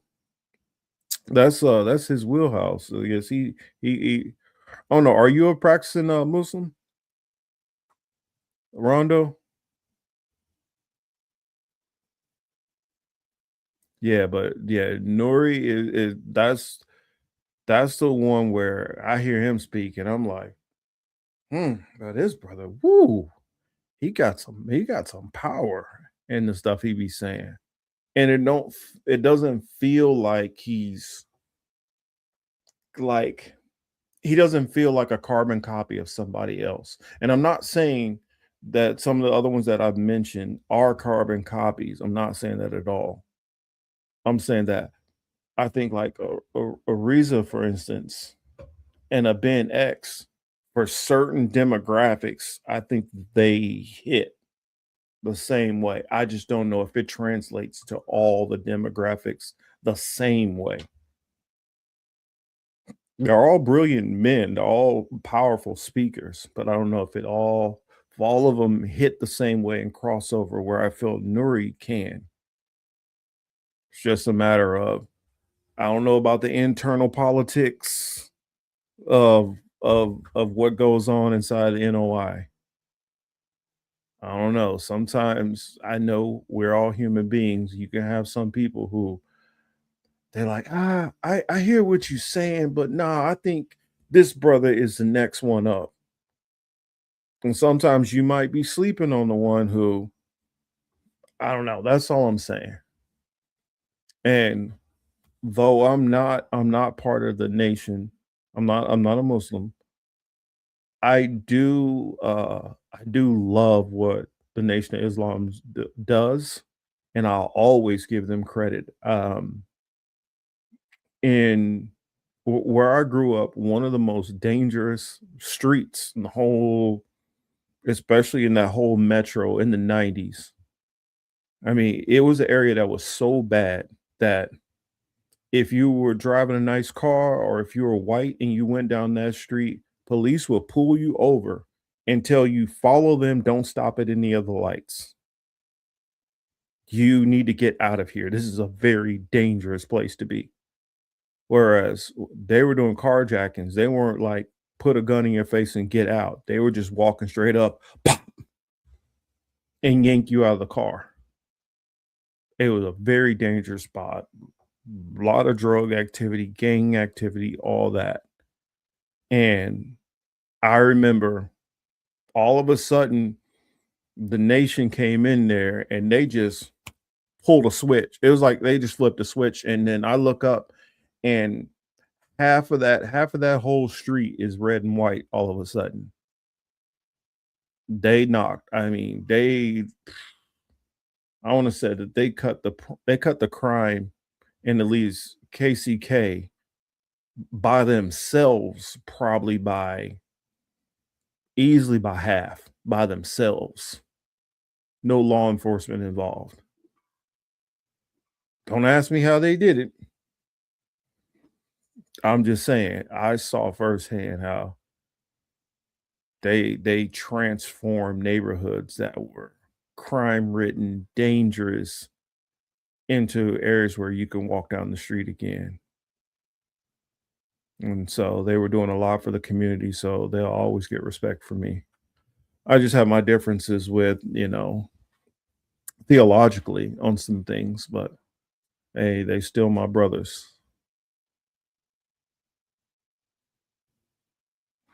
Oh, okay. You're not part of the NOI. Oh, okay. So you just practicing Muslim in general. Oh, respect then, respect. They did a lot of good work on the west side of Baltimore when my aunt stayed out there. Oh, okay. Cool. Love and hard-ass compassion go along. Yeah, it does, Kate. It does. Because I think that they I know they put a lot of boot to ass. Gave a lot of hard love getting things straightened out. And also just even the people who found Islam while they were incarcerated, how they came home and people were not repeat offending anymore. Some of these people were coming home and really changed for good instead of, some of them being career criminals. Now, some they pretended they were Muslims and still continue to be criminals, but I can definitely say that in my opinion, I believe that they are a strong reason why the crime rate dropped so much, at least in Kansas City, Kansas. But yeah, I mean, good show. I appreciate everybody who swung by. I am going to go put some food in my belly because I am getting hungry, and I'm going to go watch some playoff football. Good luck to whoever's teams are still in there. And thank you for all the people who came out and listen, whether you showed up in the beginning and you had to dip out, whether you were in and out, whether you were here the whole show. And also for the people who were commenting and keeping this conversation going. I do appreciate you guys, and I do love the interaction. And hopefully you guys who have the holiday off tomorrow, do something with it, take it and appreciate it. And also do a little, reading into, these different revolutionaries and see what you think you could do to help in your neighborhood. It doesn't matter if it's on a small scale, whether it's just helping out your neighbor or, helping out a family member or whatever, but just see what you can do. And hey, whatever you can do, I'm pretty sure, I'm pretty sure you're getting smiles down from the heavens. So do that. Try to all be, and if you are not a person of faith, just try to be a better human every day. Cases, this was a great long ass show with so much information and a little bit of fun. I try to add a little bit more fun, and I will work on more. But I thank and appreciate all of y'all. Much love to everybody. Thanks, Bad Cookies. Thank you. Yes, Chris H. Until the next one, I'm looking forward to that. I don't know, you guys. I might hop on a live stream with Steve tomorrow morning. So if I can get my ass up early enough, I'll probably be over there at AM Wake Up and see what those gents are talking about. But until then, I see you all later. This has been the Political Matrix. I'm your host, Marcus Morpheus Cage, and much love, peace to all of y'all. Thank you for joining me. Take care. There is discrimination in this world, and slavery and slaughter and starvation. Governments repress their people. Millions are trapped in poverty, while the nation grows rich, and wealth is lavished on armaments everywhere. These are differing evils, but they are the common works of man. They reflect the imperfection of human justice, the inadequacy of human compassion, our lack of sensibility towards the suffering of our fellows. But we can perhaps remember, even if only for a time, those who live with us are our brothers, that they share with us the same short moment of life, that they seek as we do, nothing but the chance to live out their lives in purpose and happiness, winning what satisfaction and fulfillment they can.